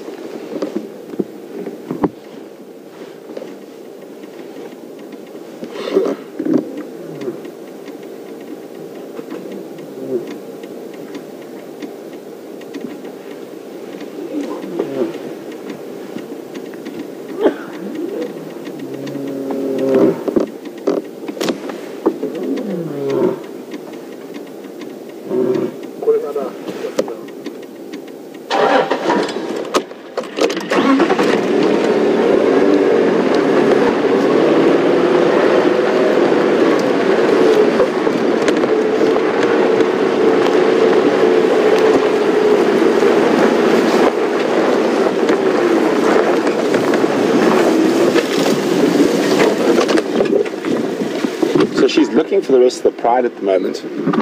So that's why the tracks have been so confusing this morning, and they've been going up and down in different directions. So hopefully someone calls back and answers her now.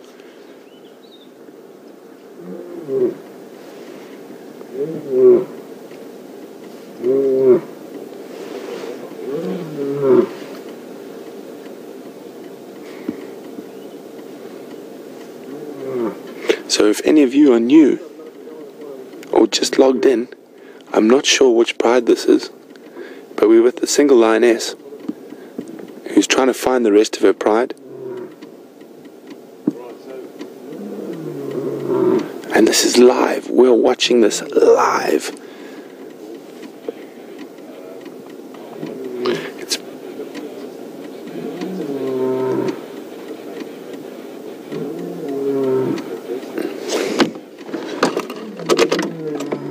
So we're not going to start the vehicle while that roaring's going on.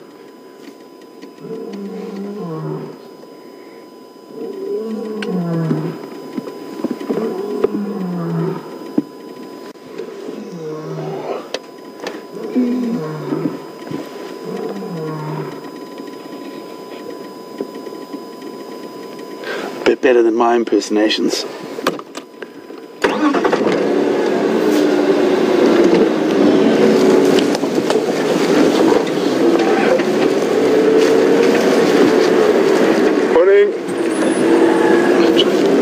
So she's going into the bush here. We're going to try and catch up with her now. So hold on tight. Unfortunately, a little bit more open than it was earlier.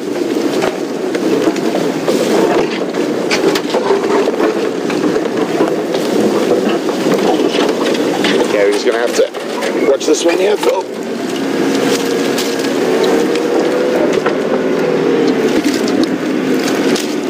You got it, Phil?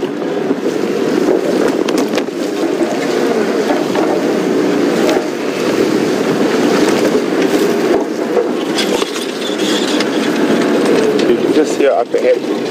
She's busy heading east. Just from where we are, I think it might be one of the Styx Pride members, but obviously we haven't had a really good look yet.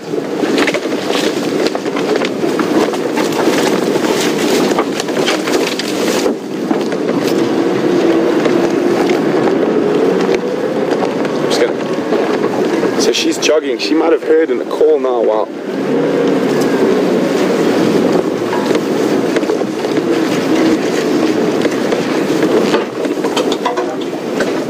So I'm just going to try to get us into a position now.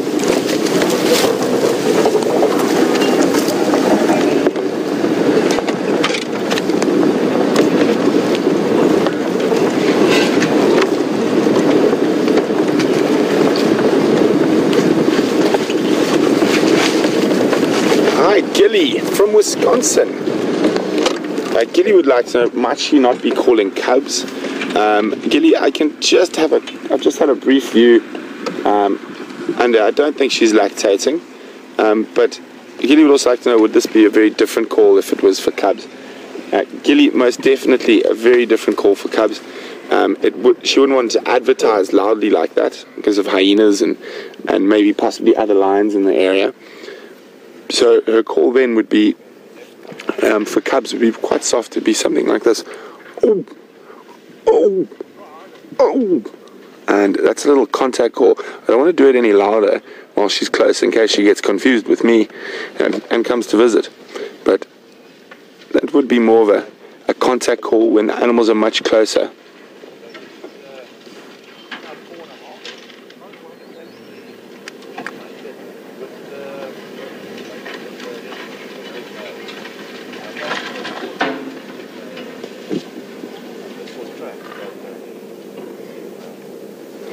Hi, John Boy. John Boy says he thinks this is probably sticks. John Boy, I tend to agree with you. We're on Arathusa, and the stick and the nkuhumas don't come this side too often.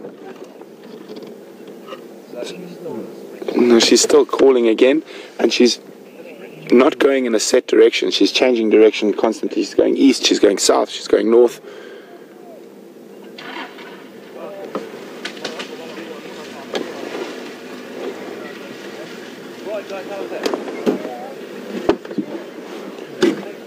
Okay, let's try to catch up with her again.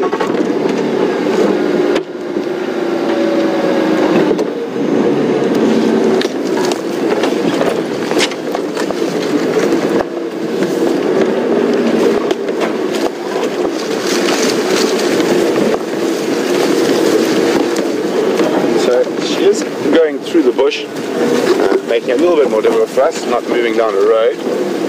I've still got a little visual of her, but it's quite far away. Let's just try round and round the marula tree this time, not the termite mound.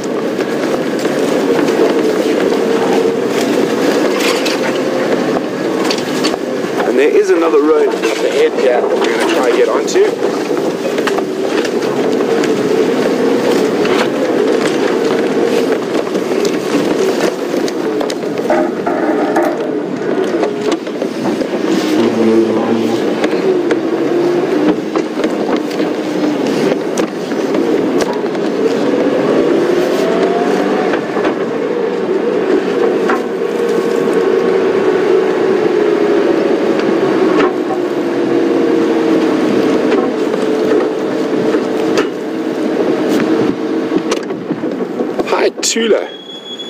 Tula would like to know how she ever gets into a situation where she loses her pride. Tula, they might have made a kill and then been chased by hyenas, or they just could have got separated during a hunt. So you can see she's sniffing around, trying to smell where the other lions or lionesses. I'm not sure whether this is the same sticks that it hangs around with the female that's got the cubs at the moment. There are quite a few sticks individuals, and they have been split up into groups of 2 and 3 quite often in the last while. See, now she's changed her direction again, straight back into the bush. See if I can find a gap.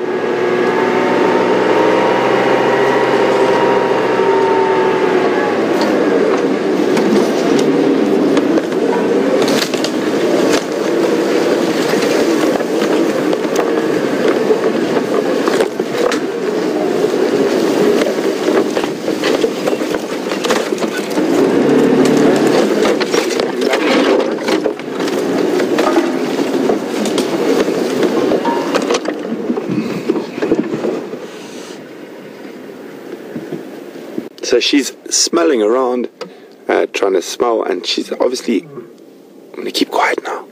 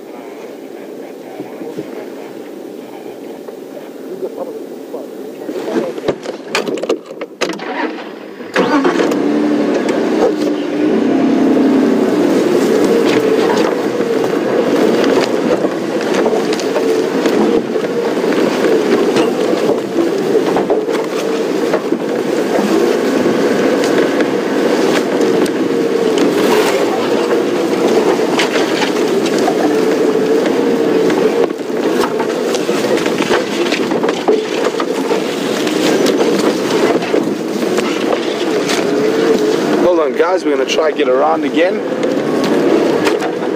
Phil, can you see it? I've got it there.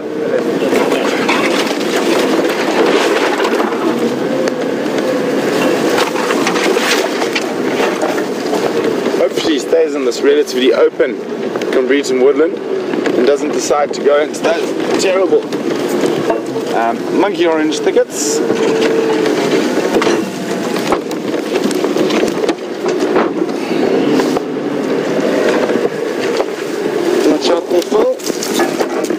There you go.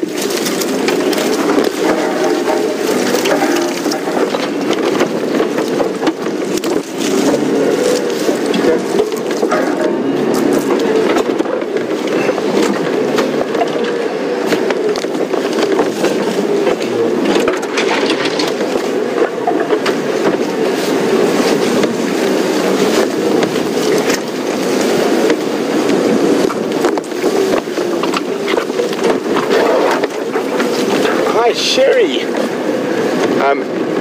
Sherry's a little bit worried that we should possibly leave her be to let her find her way.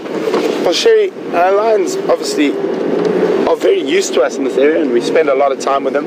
I don't think by any means we are disturbing her. I do have some very bad news though. She has now crossed our boundary on Arathusa. I can just see her through there is a possibility she might head back towards us. I didn't realize how close we were to the boundary because we're in the bush. But she is moving east. I'm going to try to go back. It's very difficult to see her. We might get a better view a little bit further back. But she is moving straight through the thickets. I can just see the movement. She might come back depending if she smells something or gets a call from the others. There she is. She's actually moving back towards us now. Slowly, just moving opposite us.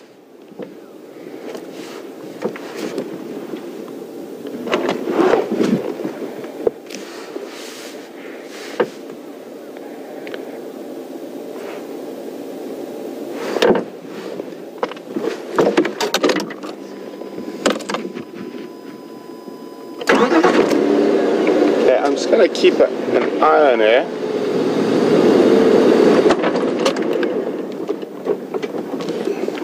She's stopped at the moment. She's just in the thickets.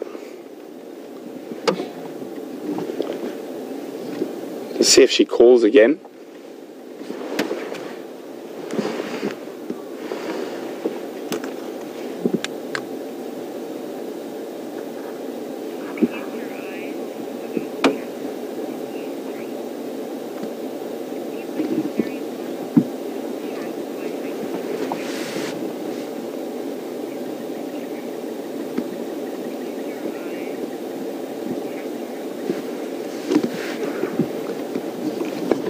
Computer Eyes, a chatter on Ustream.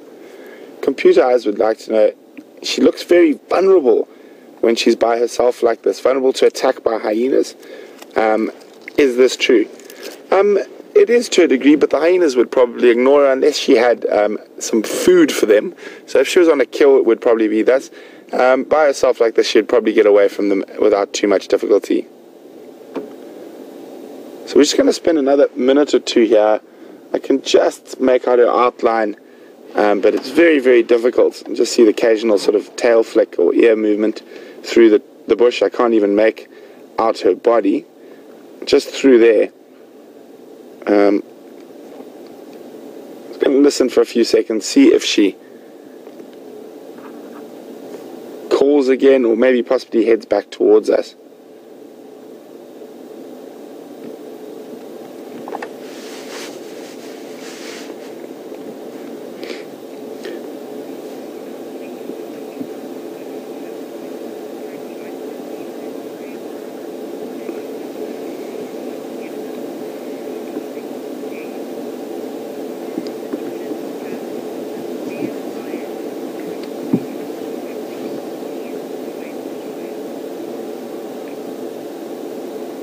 Okay, she might cross directly north through this corner of this property that we are unable to traverse on. So what I'm going to do is I'm going to cross back around to the Juma boundary. We're very close to the sort of corner between Juma and Arathusa, and she seems to be heading north, so she might pop out on Gowrie Main. So I'm going to head that way, and in the meantime we're going to cross to James and see what he's been up to.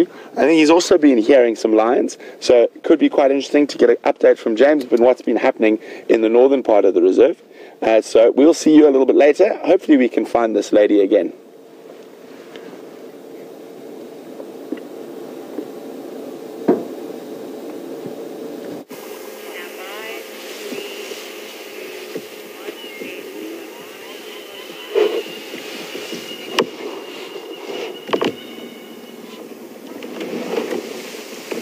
Welcome back to Jigger, everyone.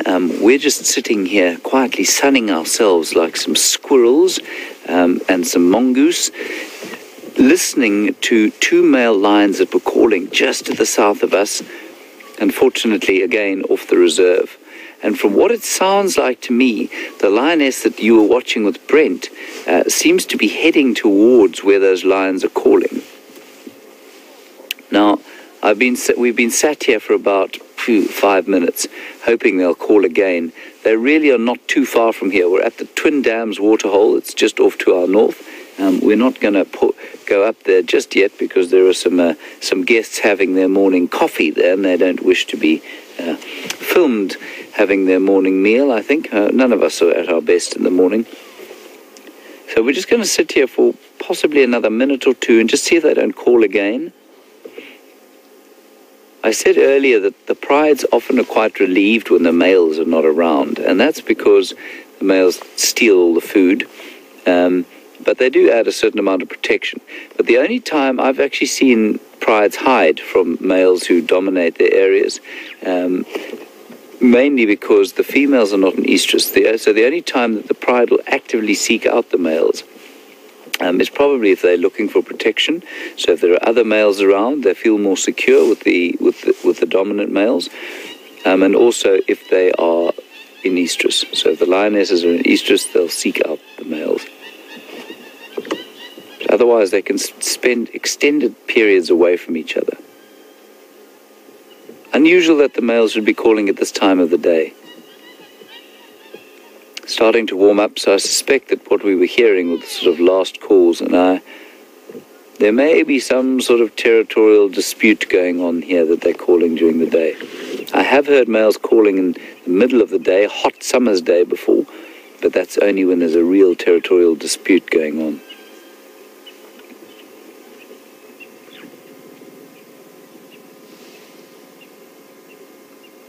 There is one calling. Miles away. Not the same ones we were hearing just now. I don't think the microphone will pick that up.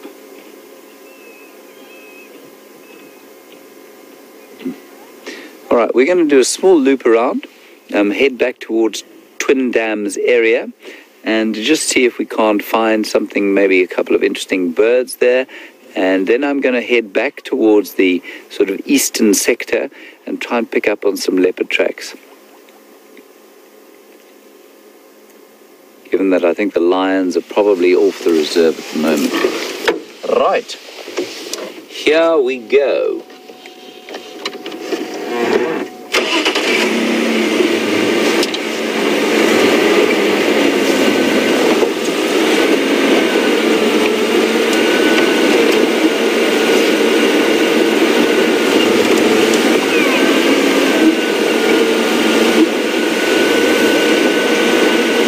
Hello, Marie. Thank you for your question. It's a good one.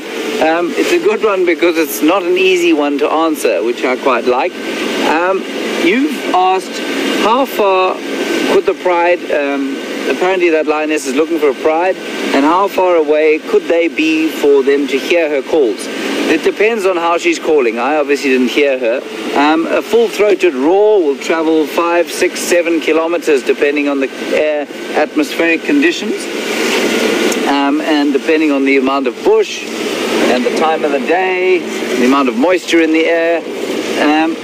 But those little contact calls, that sort of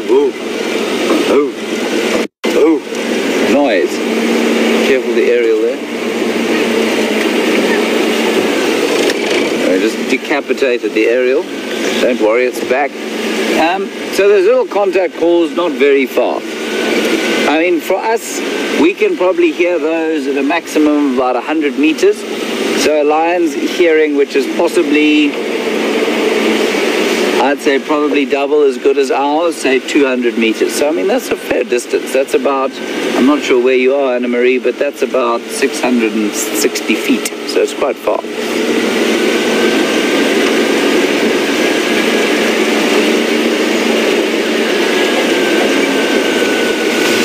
Lions normally don't call in the middle of the day because their songs tend to, or songs, they don't sing very nicely at all.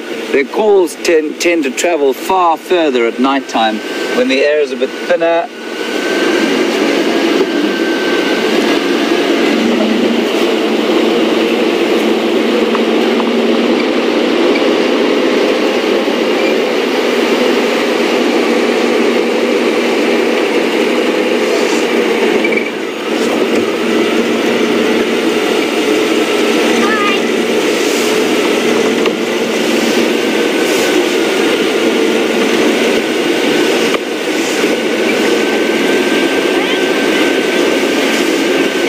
In Scotland, thank you for your question. It's a nice one. You've asked, I told you a little bit about the fact that when I first heard a night adder calling, I'm getting my verbs mixed up this morning. When I first heard a night adder hiss, that something in my instinct or my automatic self reacted to it. And you want to know if there are any other animals in the bush that have had that effect, or if I've ever kind of had a sixth sense reaction in the bush. Yes, definitely. Most obviously, I find the sort of, and I don't want to get sort of metaphysical here, but I have the most inexplicable sort of reaction around elephants. You get a feeling from them. You definitely get a feeling as to whether they're feeling upset or feeling happy, and then you sort of judge your distances according to that.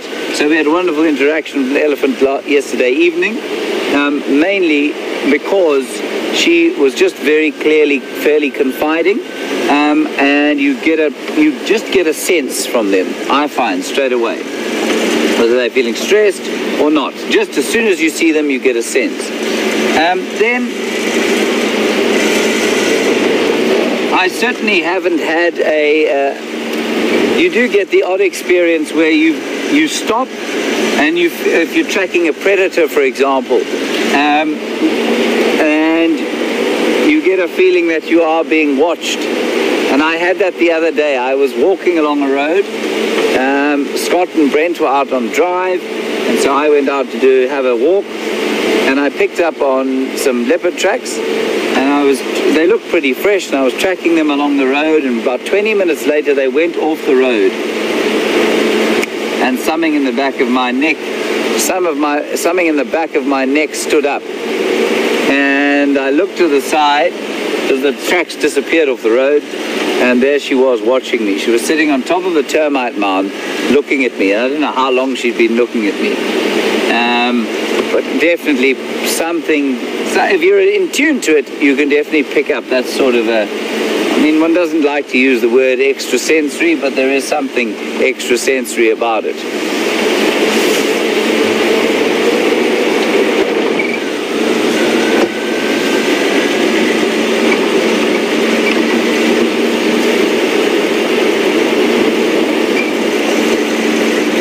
So we don't know what those lions are going to do. There are a couple of rangers there that are hopefully going to just keep us updated as to whether they don't come up this way, and then we'll go back down there.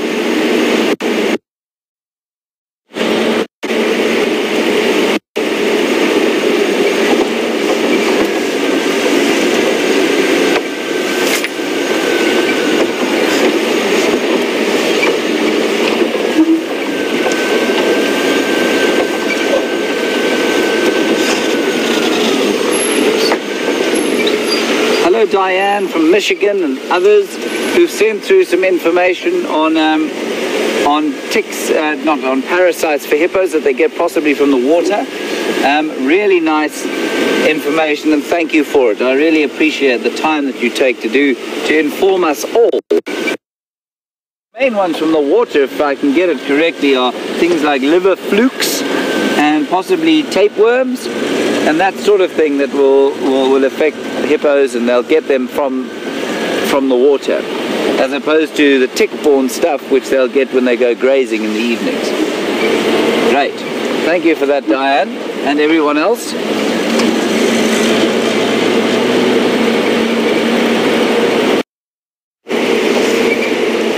So this is the area that we last saw Vola, the male leopard. And so I'm hoping that we might pick his tracks up here. He has been walking far of late and calling a lot.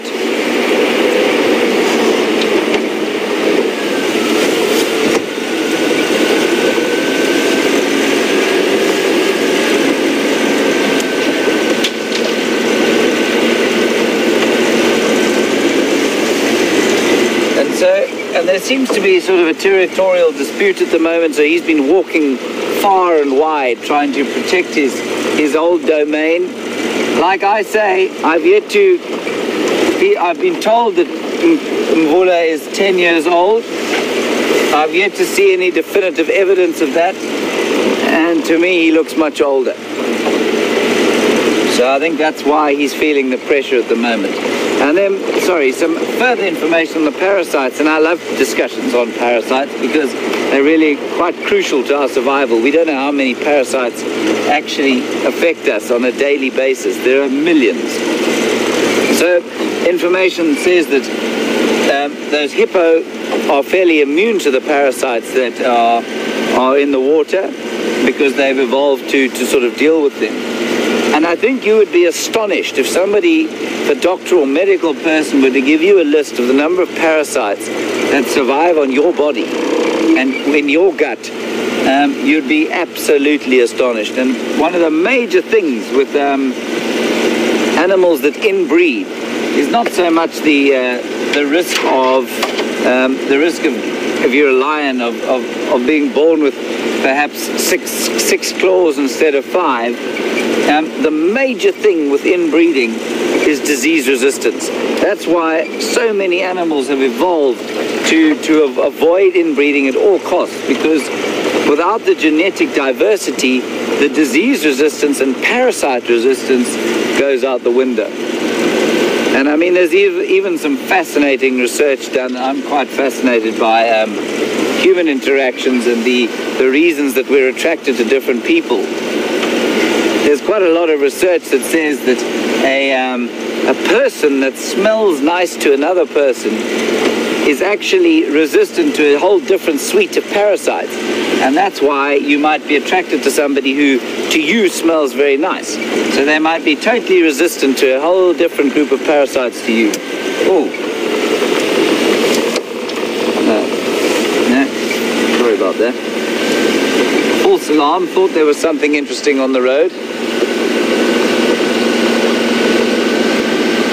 So, next time you're in a downtown bar and you'll perhaps walk past somebody who smells nice to you, and that's not of Chanel number 5. I mean somebody who generally piques your interest. Consider that they might be an excellent match because they're resistant to more parasites or different parasites to you, and therefore any offspring you might have would be resistant to both the ones you are resistant to and the ones they are.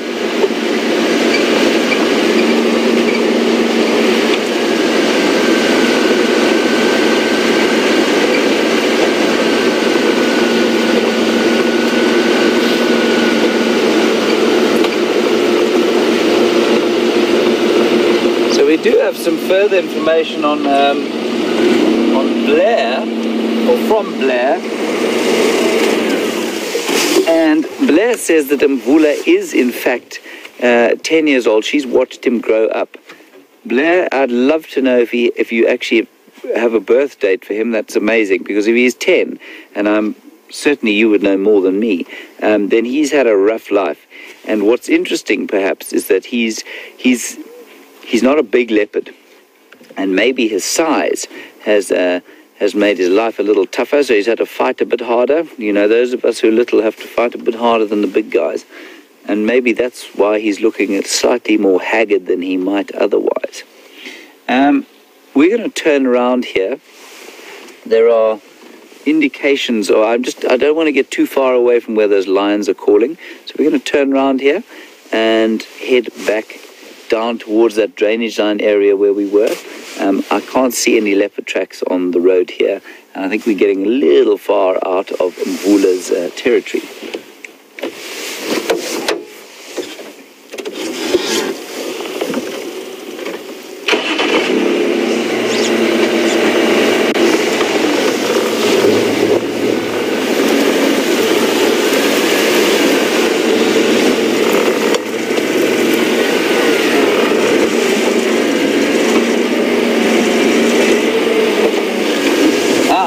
So, morning, Glory and Ellen.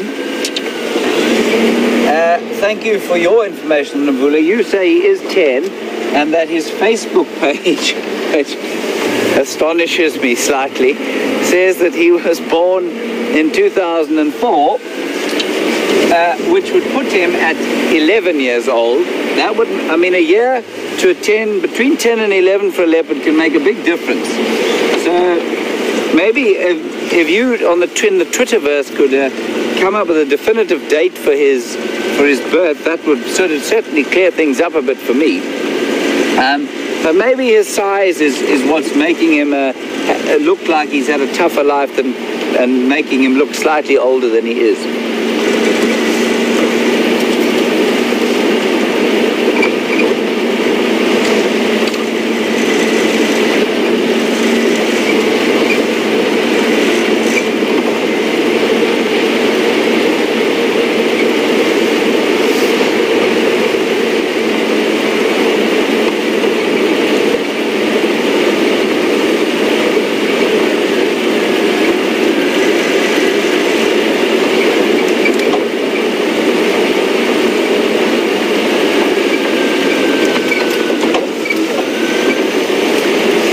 Another lovely question, and it ties in with various other animals which I quite like. And the comparisons between hippos and rhinos are often drawn because they are similar sizes, especially the white rhino.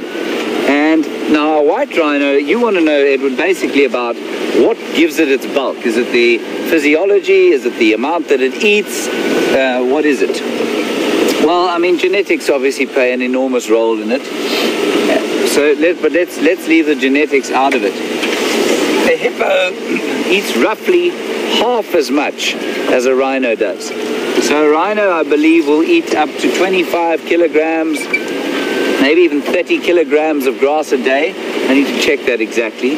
But a hippo will eat probably 10 10 to 16 kilograms of grass, but they're a similar size animal.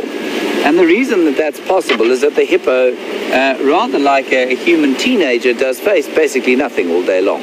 They will lie in the water, standing. They don't even support their own body weight. So the amount of energy they use is very little. So most of their size is not so much how much they eat, but the genetics of their size, of their build and their phenotype. And the amount that they eat just maintains that. Rhino have to maintain a lot, the same bulk, but obviously they have to do a lot more during the day to get it, because they don't lie about in the water. Right, I'm going to just taste something now. I know somebody was asking this morning what I was going to eat. Well, here we go. Wium, can you get that Acacia exuvialis tree? If you don't mind.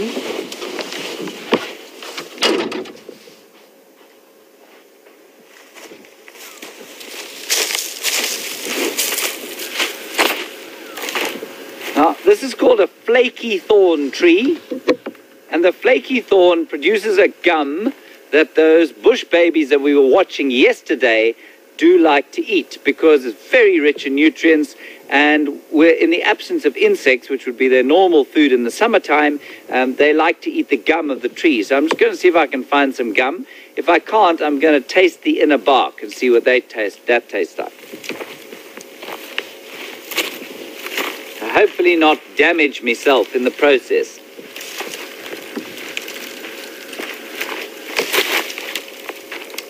Right, we have a little bit of gum here.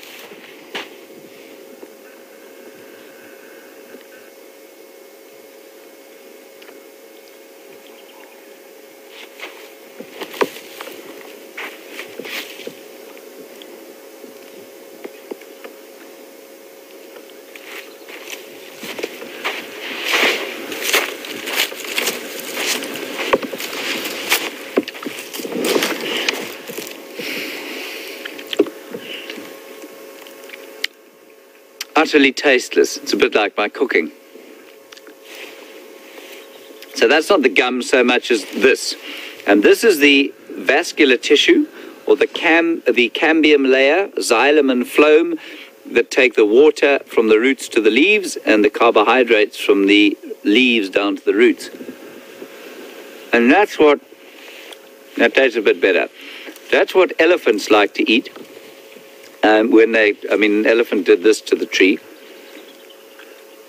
But that said, you could see the color on this bark. And the color on the bark is from tannin. And tannin is used for tanning leather, giving it its color. And it also dries the mouth out somewhat. So it's the same stuff that you'll get in in red wine, and especially in badly matured red wine. But there is a taste of nutrients about it, and I've done this before with a knobthorn tree, which is the same genus as this. This is an Acacia exuvialis. That one's Acacia nigrescens. But the gum I have failed to find. I think the gum will probably taste fairly similar. Yes, not delicious. Probably more delicious things out here, but we'll keep looking for those.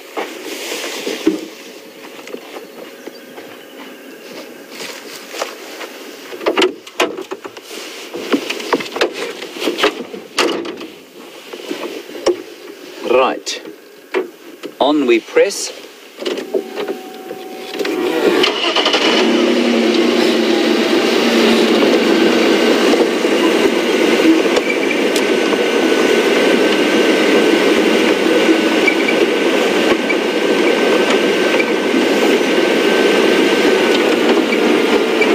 The other, Bulleray, thank you for your amusing little anecdote. No, I'm not going to do what you feared that I might. Everybody, a few days ago we saw Tingana licking buffalo dung. And it would seem that this is a practice that, it's the first time I've seen it, I have read about it before, but it's a practice that leopards will engage in if they're not feeling very well. Apparently, if they're lacking sort of digestive bacteria, they'll do that. Budere is worried that I might do the same. No, I will not lick buffalo dung. Well, not unless there's some enormous incentive to do so.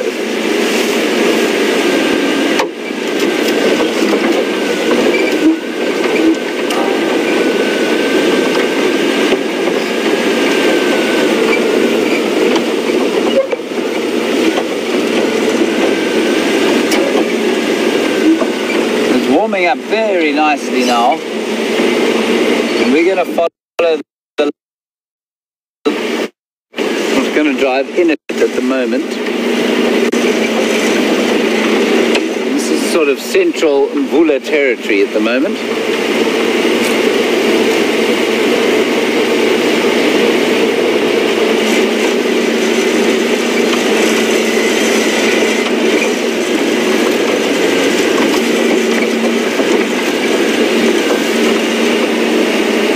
And we're going to go across to Brent while we try and find tracks of this leopard.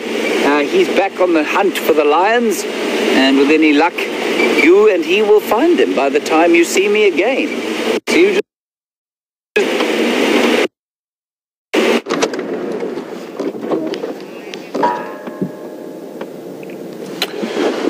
Welcome back.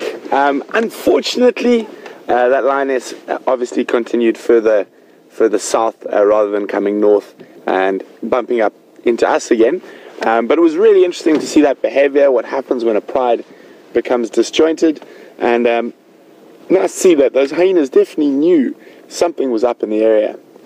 And just by sitting with them and listening for a little bit, we were able to hear that lion roaring and get there as soon as possible. So, short but sweet. We've also just checked the hyena den. Fortunately, nothing active there at the moment. So we're going to continue meandering around to an area that hasn't been checked this morning. Maybe we might find some more tracks. For those of you who might be new or logged in late, welcome. I'm Brent. I've got Phil on camera with me today. And we're going to go try see if we can find some tracks and whatever other animals might be out there this wonderful morning. It's warmed up a little bit, so I'm much happier. Gloves are gone. Might not quite ready to start peeling off the layers just yet, but I think quite shortly. So let's go see what else we can find.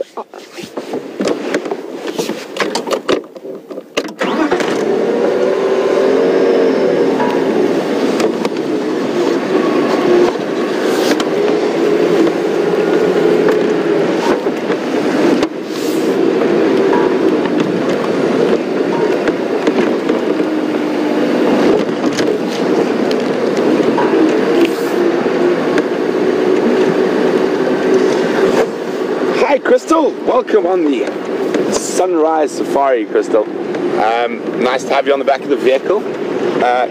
Crystal would like to know, out of all the hyena species, which is my favorite? Crystal, for me, it's definitely the spotted hyena. The social structure, the hierarchy, and the fact that they are able to challenge the apex predator like lions, and they're just such an interesting animal. So for me, most definitely the spotted hyena, and some of the most fantastic sightings I've seen in my life have involved spotted hyenas. I was very lucky enough even to see a clan of about 14 hyenas actively hunt and catch an adult hippo, which is really unheard of. They caught this hippo far away from the river in Botswana, and they literally harassed it until they managed to take down the hippo when it was actually probably not even 500 meters from the water. But incredible animals. Quite often they get quite a bad rep, but I definitely do like them a lot. And out of the hyena species, for me, they are my favorite. Even though it's such a treat to see brown hyena, they are quite rare, and they prefer the more arid areas. We do get them quite close to here. I've seen them probably less than 50 kilometers to here, but generally the spotted hyenas will outcompete them in this area. And then striped hyena, which is the other hyena species we get in Africa, only occurs from northern Tanzania northwards, and actually all the way through the Middle East and into India even. And they're the smallest of the hyena species. Very, very interesting and very strange, some very strange behavior. It's amazing when they see or think they see lions or other potential threats, they almost pronk up in the long grass to have a look, because they're quite a bit shorter, and then down and then up, and quite often sometimes they stand on their back legs. I mean, all the three hyena species are incredible and amazing. Oh, I can hear. Now you just got to spot it. Can you spot it there, Phil? So if you guys hear that, we had a good look. I can see some over there as well. We had a really good look at this little Francolin species yesterday. Have you got him there? So there we go. So I wonder, since we spent quite a bit of time with them yesterday and we've just heard that very distinctive call, I wonder who can tell me which Francolin this is. You can send your answers to questions at wildearth.tv or use the hashtag SafariLive on Twitter. It's a little covey moving through the grass here, enjoying the early morning light to feed.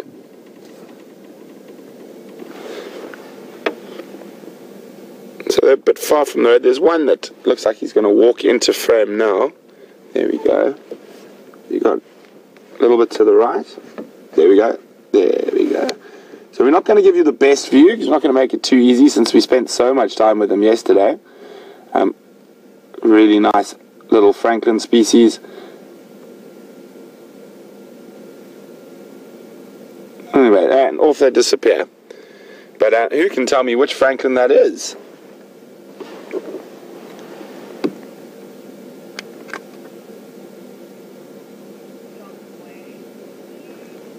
Okay, let's keep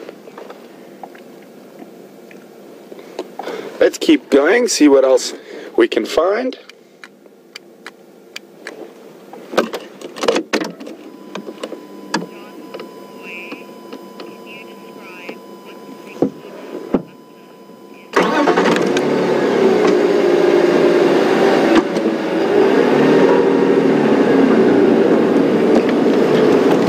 Morning, John Boy, welcome on the Sunrise Safari. John Boy would like to know if I can describe what hyena butter is. I've never actually heard that term before, but what I'm going to guess that you're referring to hyena pastings. And on brown hyenas, sometimes the pastings can come out yellowish white. Let me just... spotted hyena pasting is actually quite difficult to see, and what that is it's how hyenas scent mark their territory. And so basically they'll get, I'll try to find them a piece of grass now, they'll find a long grass stalk or a thin branch, and then they will straddle it, and then basically, let's just do it this way, much easier. So we have a piece of grass here, and so what a hyena would do now is they would come from the front and they would straddle it like this between their legs. And can you see now? Let me do it. Or maybe over here it's going to be a bit easier to see. So they would straddle it between their legs.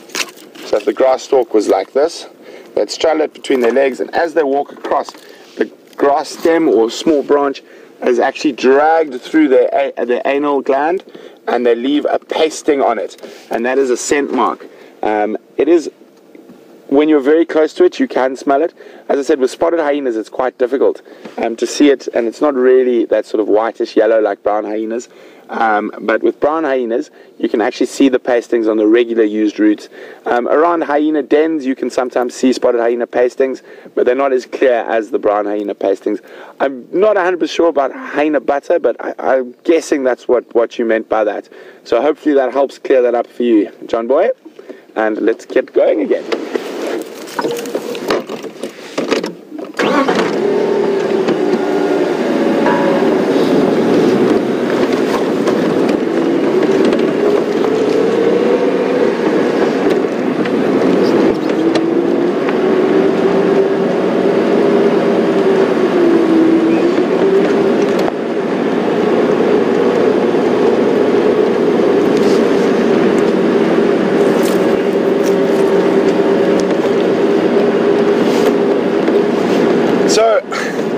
James was chatting a few days ago how leopards have certain preferences for certain plants when they are scent marking, and hyenas do to the same degree. Obviously quite a different type of scent mark. They don't spray.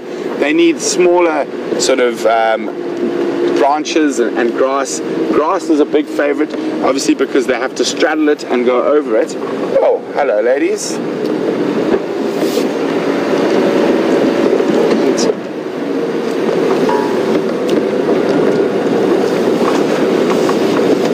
And a boy behind the bush and two little ones. So here we go. It's a nice little group of kudu. Quite often the nice thing about kudu is for every one you see, there's probably 3 you don't. In the Eastern Cape of South Africa, a little nickname came up for them called the grey ghost, because they seem to be able to just blend into the bush. And also when you see one, there's probably a couple you don't. You can see those magnificent large ears roving around, constantly on the listen for potential danger.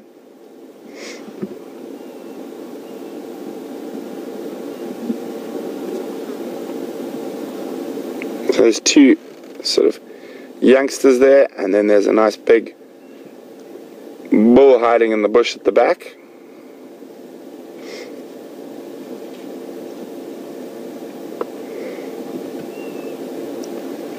Very aware of everything around them, kudu. Their eyesight is very good, but so is their hearing and smell, because they quite often are in thicker areas than a lot of the other antelope species. They have to have very good hearing and rely on their hearing quite heavily.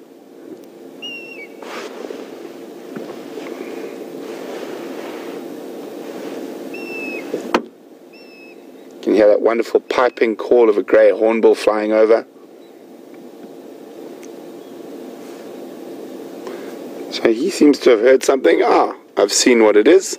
There's another female, another 2 at least that I can see, about to come into the road in front of us. So they're going to be crossing the road shortly, out in the open.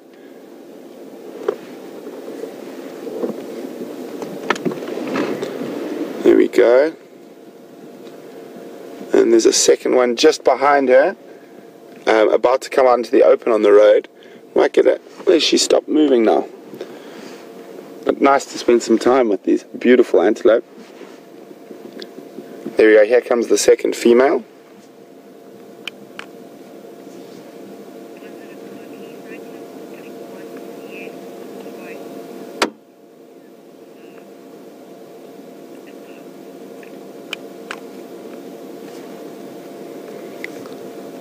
So you can see they're moving out of the high ground on the crests, where they probably would have spent the night, where it's a bit warmer, and moving down towards the bottom of the valleys now to feed, now that it's warmer. So in the cold winter nights we get here, well, cold for us, not so much for you, if you're from the northern climes, a lot of your animal species will move up onto the crests. Oh, the male's starting to move now during the night, because warm air rises, so it's slightly warmer for them up there. And then as it warms up, they'll move down to sort of the drainage lines and water holes, where it's slightly less chilly while they're there.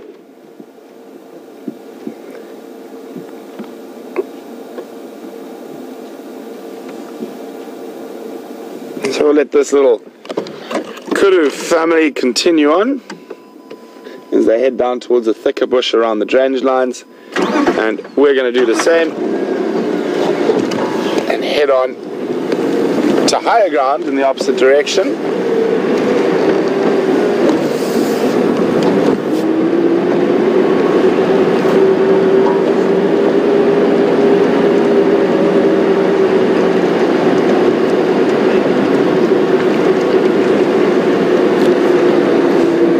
Good morning, Naomi from Gauteng. Welcome on the Sunrise Safari. Naomi would like to know, how do antelope deal with the constant stress of always being in danger? Well, Naomi, they have evolved with that constant stress of being in potential danger. So that is why they're so alert. You watch the ears are always flicking. Even the slightest sound that sounds slightly out of place to them, they'll stop and they'll listen. And that is how they do it. They've just evolved for that. And I think what happens, and I can't be sure to know what's going on in an antelope's brain, but I can only hazard my best guess, is that they would probably, after the sort of pandemonium of being chased by something, because their brains are not the biggest in the world, they would probably soon forget about it, or not completely forget about it, but they'll have a mechanism that just stops them overstressing about that type of stuff.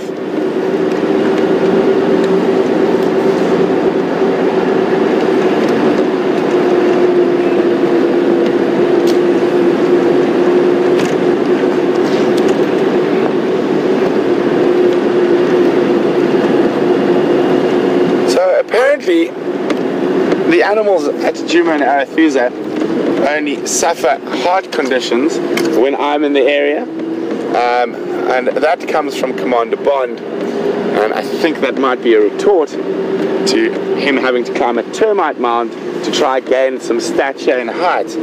But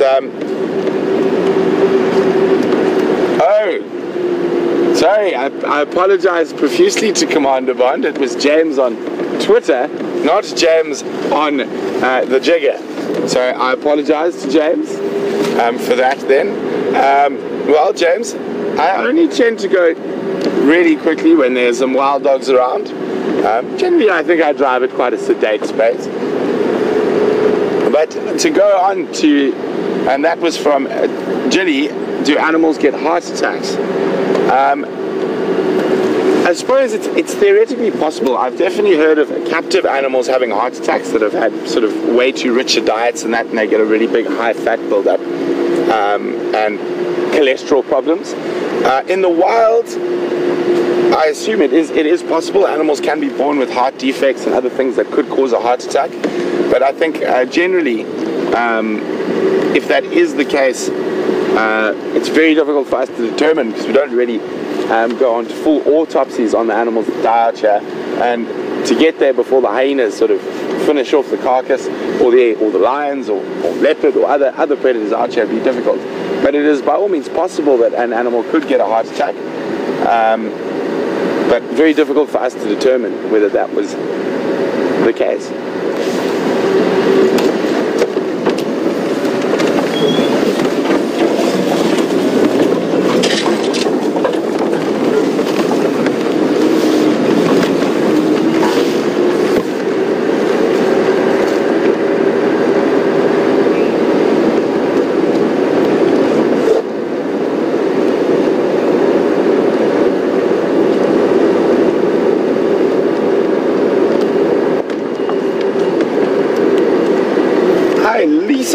Lisa would like to know whether those young kudu we saw there were about 2 to 3 years old. Lisa, no, those guys were probably still under a year, probably between 6 and 9 months would be my guess on the age of those young kudu there. And it seems like James is in a jolly mood this morning, and he'd like to know whether they're related to dromedary camels. As far as I know, James, a camel is not related to a kudu, even though they do have quite a long neck. A kudu is far larger. A camel is far larger. And if I remember correctly, those dromedary camels only occur in Asia. I don't think they're a species of camel that occur regularly in Africa. I might be incorrect. You guys could maybe check for me. Where did those camels come from? Do they occur in Africa, or are they more sort of Middle East, Asia camels, Asian camels? So we're checking some of the roads that haven't been checked this morning, possibly leopard tracks, but no luck so far.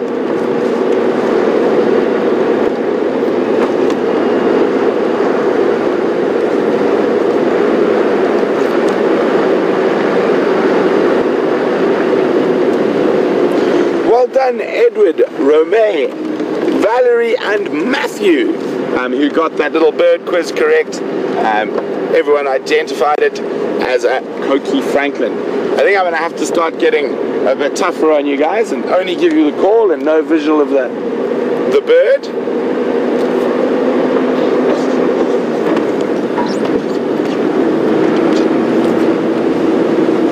Just going to take my scarf off quickly, getting a bit warmer.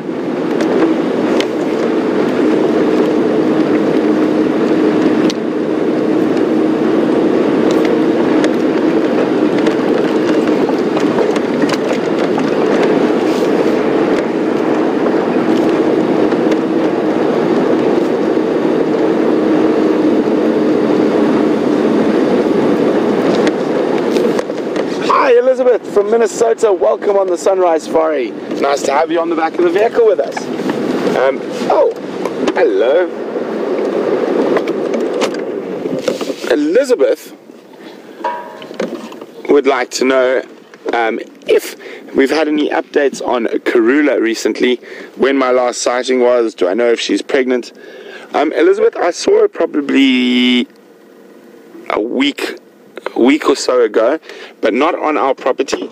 I was driving back to where some of our crew stay in the Magnoleti, which is a game reserve to the north of us, and we had a very brief visual of a stalking Impala at about 7:15 at night. She looked a little hungry, but in reasonably good health. Unfortunately, we weren't in a game drive vehicle, and I didn't have a spotlight, and so we didn't hang around for too long. We just had a quick visual, could definitely see it was her, saw the wow on the forehead, and then didn't want to disturb her while she was hunting, so moved off. So the last I heard, she was looking, last I saw her, she was looking good, but I haven't heard any updates. I don't think anyone has seen her since. We got a male zebra that was over here. He's unfortunately moved off into the bush, and it looks like he doesn't have a harem, so he doesn't have a group of females. Let's see if we can get a nice look at him. He's hanging with them. There's some Impala behind him. How's that, Phil? So he's hanging with the Impala. He doesn't have any girls at the moment.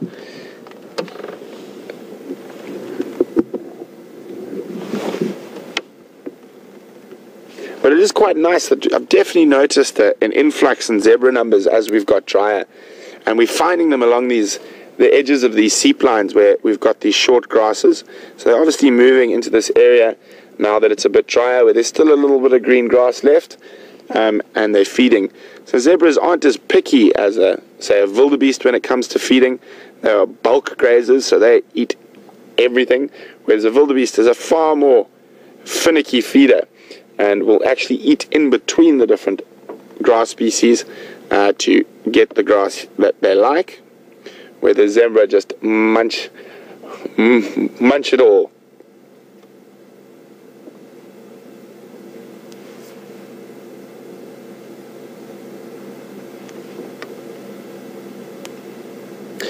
But we'll let him continue to feed or find some lady friends.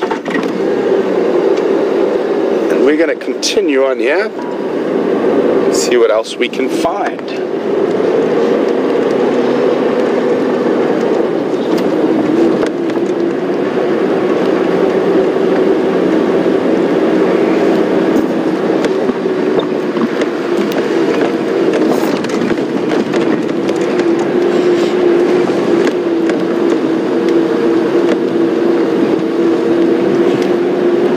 Been quite strange. We haven't seen leopard tracks on Juma for a couple of days, or I haven't, and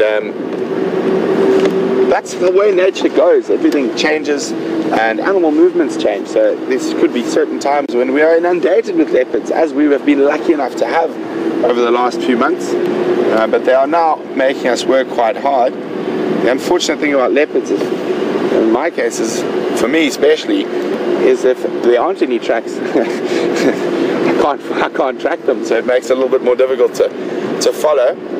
But hopefully our leopard luck will change. We've had some great sightings of Mvula and Tingana, respectively, but we haven't actually seen a female for a while. I mean, we haven't seen Shadow or Sindile. That's one of the reasons I'm working this area at the moment. They do quite enjoy the seapline area here between Arathusa or Anjuma, but close to the Arathusa boundary. Just hoping we might find some tracks, but nothing yet.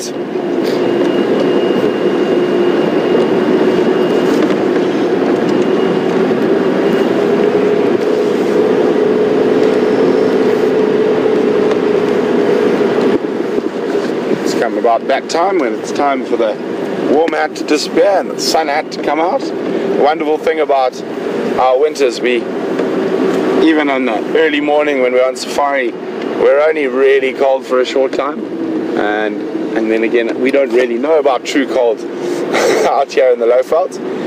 I mean, yesterday it got to 82 Fahrenheit, 29 Celsius, and I got a feeling today is going to be another one of those days. Very still at the moment, but I think we might have a bit of wind pickup during the day.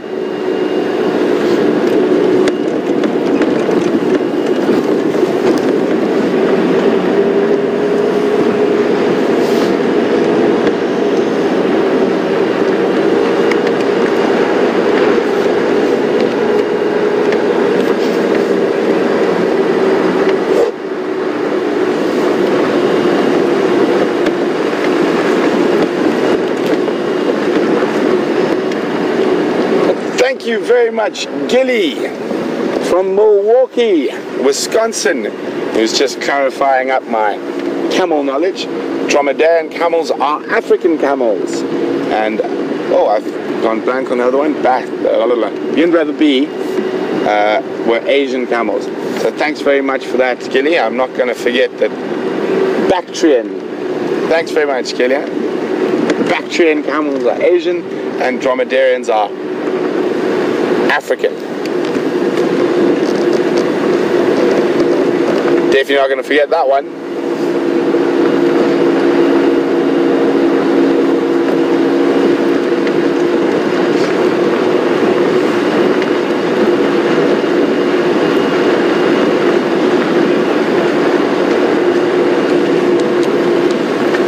Thanks very much, Matt from Texas, with a little bit more detail on those camels. They occur in Somalia, Ethiopia, Eritrea, Sudan, and northern Kenya. Thank you very much for that, Matt.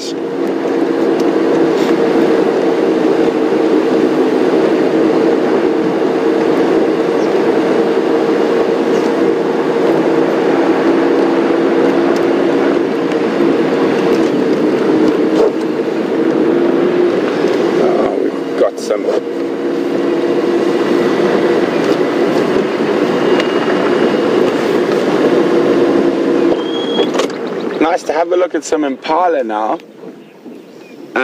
So you can see the difference in the Impala from this morning when they were really, really cold and all puffed up, and now they've sort of dropped that and they've trying to keep that sort of insulative layer off them, and as you can see, they're not nearly that sort of rich, dark red, reddy brown that they were earlier, and as it's warmed up, they've flattened their fur to get rid of that insulative blanket, and looking quite happy with this temperature at the moment. Not too hot, not too cold. Nice for them to be able to feed, but quite interesting, and that's only in a few hours you can see the difference there. And just above them, to the left, is a bird that I've heard has caused quite a lot of conversation. To the left, up on the dead leadwood, there are two fork-tailed drongos. There we go. And there's been quite a lot of discussion recently about their tail and what they do, whether it affects and whatnot.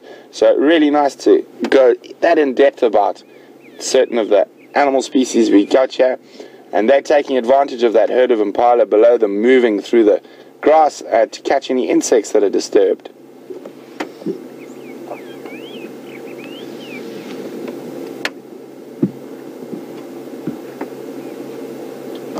We'll leave the drongos to their insect hunting, and the Impala, drongos to a bit of fighting as well, and we'll leave the Impala to their foraging.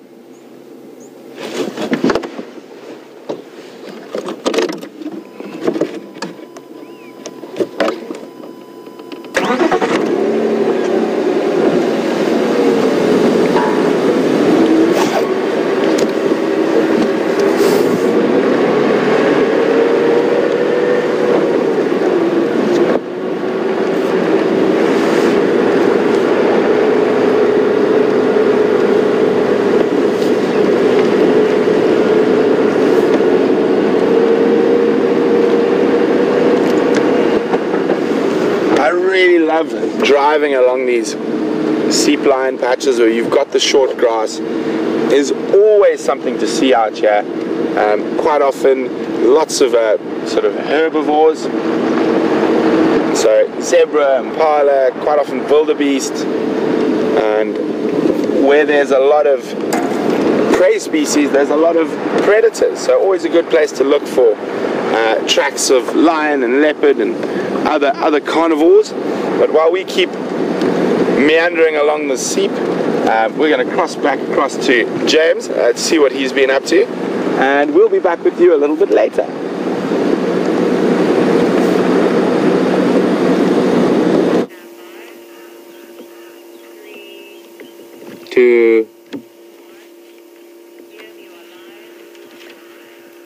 Hello everyone, welcome back to Giga. Well, actually not Giga so much as the top of a termite mound. This one does appear to be active, and as Jean-Ray pointed out to me, I did promise to try and find you some active termites, and I'm just trying to extract one from this hole here now. You can see that this has been attacked fairly recently by a number of birds, probably hornbills, and we had really nice sighting of a crested barbet eating termites last night. And so I'm just going to make like a chimpanzee and try and get some termites out of this. Interestingly, for many years, we were told that, what differentiated us as human beings was our ability to use tools. And one of the things that dissuaded us of that eventually was the fact that chimpanzees do exactly what I'm doing now. They put grass stalks into a termite mound, pull them out, and with some more success than I'm having right now, they pull out the termites and then eat them off like that. I'm going to try once more. I did see one in here earlier, but it scuttled away. I think they're quite deep down. There's not very much moisture at the top of this mound. No, I'm a very poor chimpanzee, I'm afraid. There's another big hole here.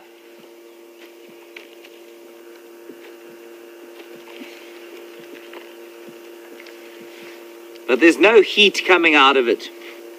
There's quite a lot of heat coming out of this one. Ah, here we go. I can see the little blighter.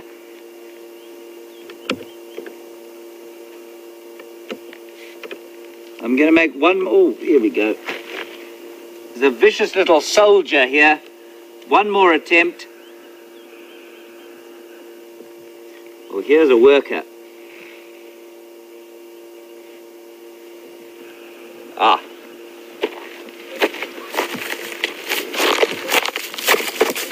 Chimpanzee, schmimpanzee.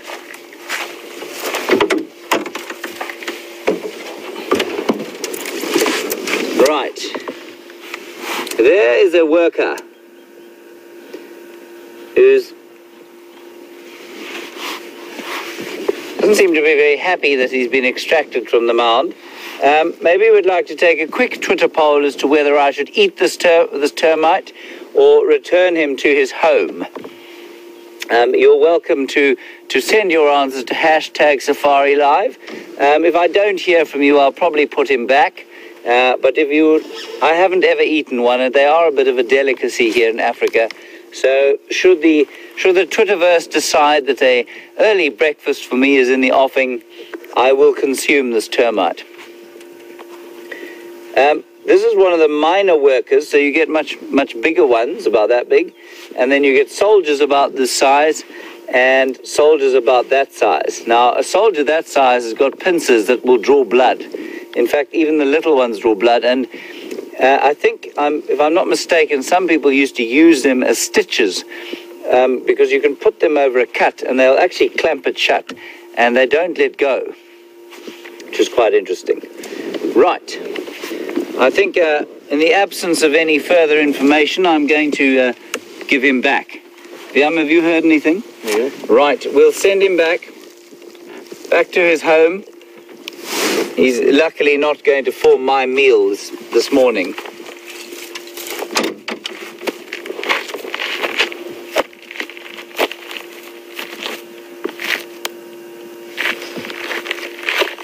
Not sure how big a drop he's had to engage.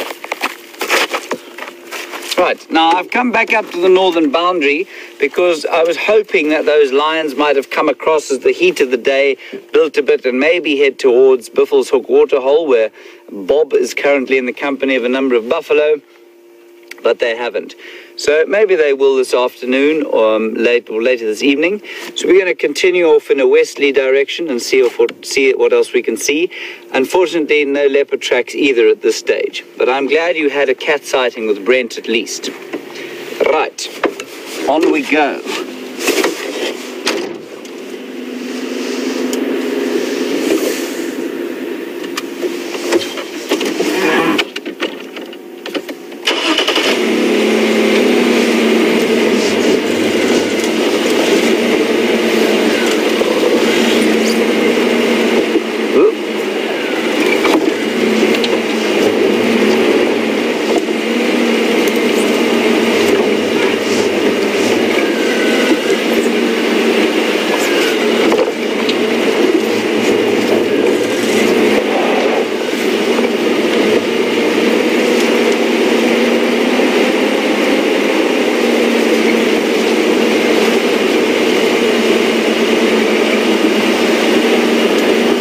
Kathy, thank you for your question.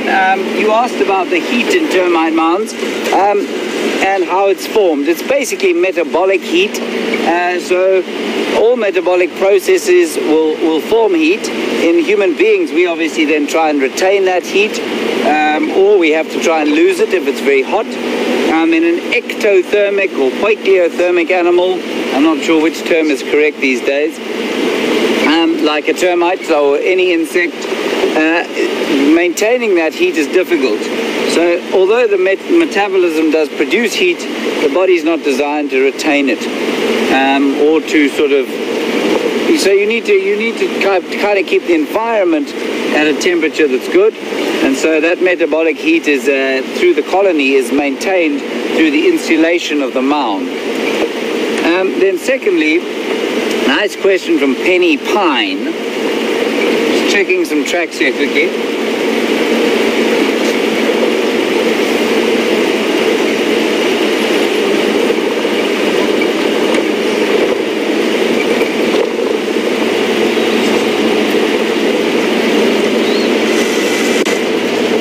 Sorry, Penny,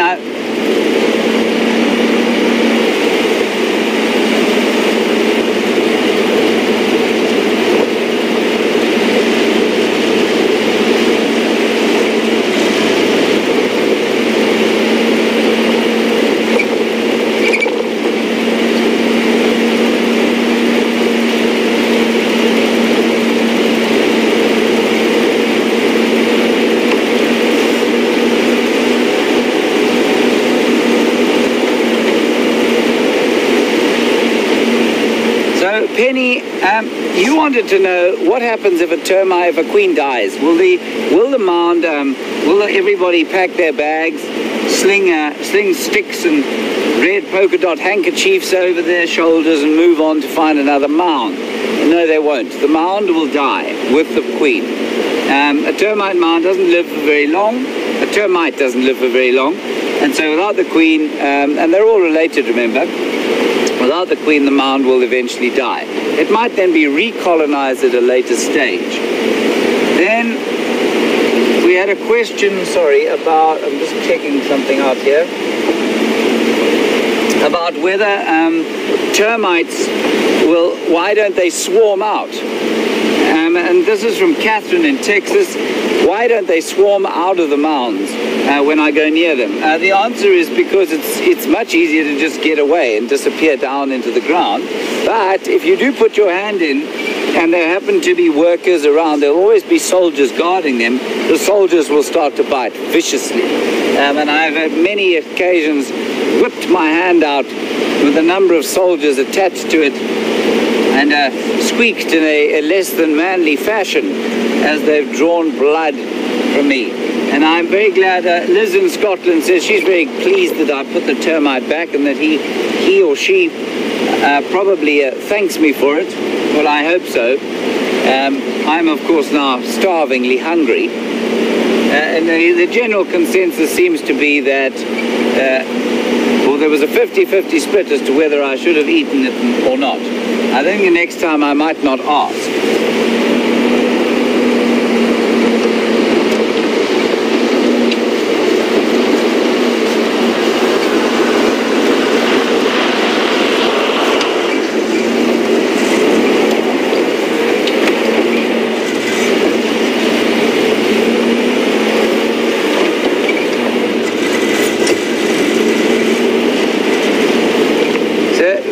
Some of you seem to think I looked a little bit like a chimpanzee there. Thank you for that. And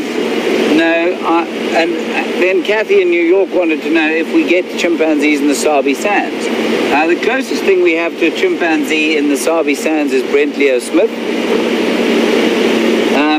But if you actually want to see a genuine chimpanzee, you have to go up into the forests of Central Africa. That's where they are. And where Brent used to work in Gabon, he used to see wild chimps there.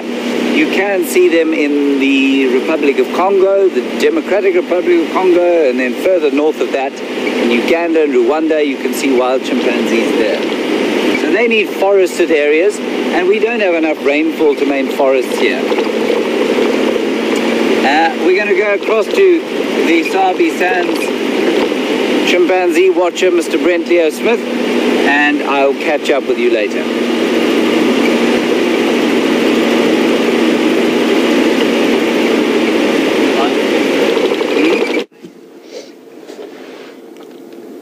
Welcome back. We had a question a lot earlier in the drive about invasive plant species, and that came from from Red Merlin in the north of England, saying they had a very big struggle with certain species that had been introduced into that area that handled their climates very well. And so here we're sitting next to one of those species that is one of the invasive species for us, and it's a prickly pear. Quite interestingly, when we find prickly pears and stuff like that, that can show us signs of old human habitation. So we do have a few invasive species in the Sabi Sands, but we do have a team, the Sabi Sands has a team of guys who are constantly trying to fight with the invasive species. As with Red Merlin's problem in England, there's no natural predators to a lot of these species. Here, we do have some indigenous animals that have now learnt. Some of the species have sort of become resident now, and I don't think all the machetes and poison in the world could remove certain species from South Africa now. In the Sabi Sands particularly, prickly pears are quite a bad one, but fortunately we are on top of them. There are very few of them around. The one problem is that a lot of people, you actually have to remove the whole root system of prickly pear. Around the river systems, there's a couple of species that are quite bad, specifically Lantana camara, which comes from South America, and it's very noxious. I mean, if cattle and outside of the reserves, cattle eat it, they die. For some reason, the wild animals don't seem to eat it, but it does tend to form these impenetrably thick thickets of it that nothing can get through, and it kills out the indigenous plant species. Another big problem around the river systems is a thing called chromalina, and it grows on sandbanks and stuff like that on the edge of rivers, and it really affects the crocodile breeding, because crocodile eggs are very sensitive to temperature change. So what is happening with the chromalina, it's causing shade over the traditional sandy nesting spots, and what that causes is all the babies to be born are females, so there's a lack of males at the moment. So with crocodile eggs, the slightly cooler temperature produces females, and a slightly warmer temperature produces males. And generally in a nest where you've got eggs on the top, so a percentage of them will be males, and the eggs at the bottom, which are at cooler temperature and not as close to the sun, will be females. But now if they're constantly in the shade, the amount of males being born is reduced heavily.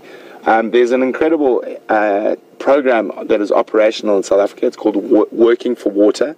So a lot of the invasive species also affect our catchment and water flow issues. Specifically from Australia, the wattle species, blue and black wattle, and eucalyptus, blue gums. They clog up the edges of those drainage lines, and what happens is they have very deep taproot systems, and they literally draw all the water out and can actually cause rivers and streams to stop flowing. So there's an ongoing battle against invasives in areas.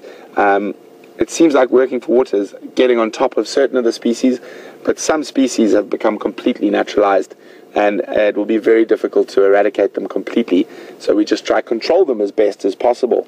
The funny thing about bringing in insect species that is native to where the invasive plant comes from is that now you have an insect species that we possibly don't have a predator that can deal with it.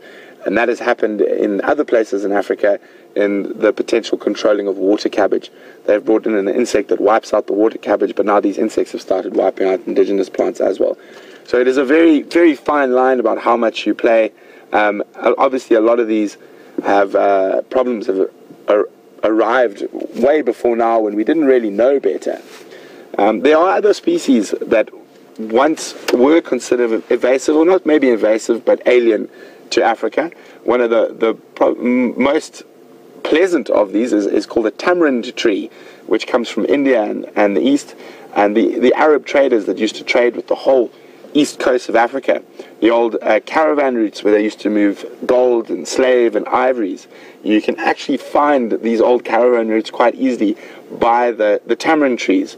So tamarind's quite a nice and sort of sucked as a sweet and sour flavor. I really like tamarind, and specifically in East Africa, there's quite a lot of tamarind trees. And on all the big river systems, and where those old slave caravans and gold and ivory caravans used to travel, you will find tamarind trees, and that's from the traders eating the tamarind seeds and sucking on them, and then depositing them as they were passing by. And that has caused now these tamarinds to be naturalized, and they're actually considered now an indigenous species. But that has happened slowly over a couple of thousand years. So it is very interesting. And only one true constant in the history of the earth is change. So whether it's man-made or natural or whatnot, it's quite a difficult thing to judge. We haven't been on this earth long enough to be able to say exactly what's going on, and we don't have as much as of understanding as sometimes we think we do about these things. So very interesting, and thank you very much for that question, Rinwell. And it's nice to actually focus on something that's not possibly always the nicest topic to talk about, but definitely an issue that we do face on a daily basis in these wild areas in Africa that have these invasive plants coming in. So we are going to continue meandering and see what else we can find for the next couple of minutes. Might take a little gander towards Sydney's dam. There's a possibility that it's a bit warmer now that we might have a long distance visual of some hippos out the water, so always worth a chance. So off we go.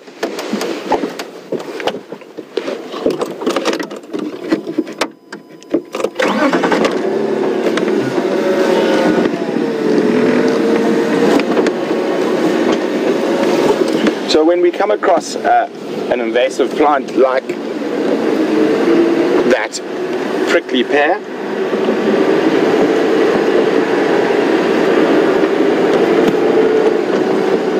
we will report it to the Sabi Sands management, and they will generally deal with that. So unfortunately, I didn't realize that we had less time than I thought we did. So I'm going to bid adieu and hand you over to James for the last few minutes. It's been fantastic having you with us, really exciting. Thanks for jumping on the back of my vehicle. It's been a pleasure taking your questions. We really do appreciate it. And from Phil and myself, thanks very much, and we'll see you on the Sunset Safari, hopefully. Have a great morning or day or night, wherever you might be in the world, and we'll see you on the Sunset Safari.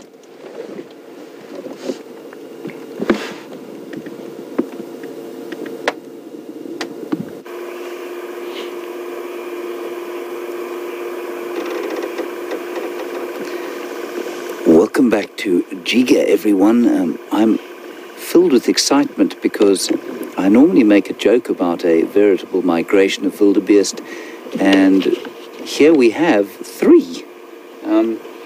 That's about 1,999,997 short of what there are in the Serengeti, but still we're quite excited to see them. And this is a bull on the right-hand side there, and then some younger, I think there might be his girlfriends, which is quite nice. So perhaps this is the start of a new wildebeest migration in the area. Young bulls here, or the bulls here, will normally set up a territory in an area like this where there's a clearing and they can see what's going on. There's a bit in the way of grazing. I've tasted the soil around here before because it's a sodic area, so it's supposed to be full of nutrients. And then they will also set up territory quite close to water. And there is, in fact, a water hole not far from here. And so I'm sure he wanders down there for his evening snifter of at sunset. So we are now just about to leave you. I must thank you all for all of your contributions today. Especially those of you who sent through information on Mvula. The general consensus seems to be that he was born in 2005, so that is interesting. So I'm starting to feel increasingly sympathetic towards the old boy, because he's not particularly large, and he's managed to maintain a territory for quite some time, and he's quite a successful leopard, which is great. This is most amusing. They do say that wildebeest look a bit stupid, and they do look a bit dumb. I don't think they are necessarily dumb. And now, that is definitely a female. That's quite nice. So they may well produce some babies come the calving season, which will be during the first rains. So thank you all very much for your contributions to the show. It's been marvelous having you with us. Thank you for all of the questions, all of the comments, and I hope that you'll be able to join us on the afternoon safari. Thanks to Brent and Phil on the other vehicle. With thanks to Wium on this car. He's happy to be back from leave, I think. It's nice not to have a man dressed like a bank robber on the back of the car again. We have Jean-Ray, who's spotted quite a few animals today, and thanks to Tara and everybody else in the final control as well. So we'll see you in the afternoon. It's turned into a rather magnificently peaceful day, and we're going to go and have our breakfast and then enjoy the atmosphere of the peaceful African midday. Have a wonderful day, night, morning, whatever it is, wherever you are in the world, and we will see you later.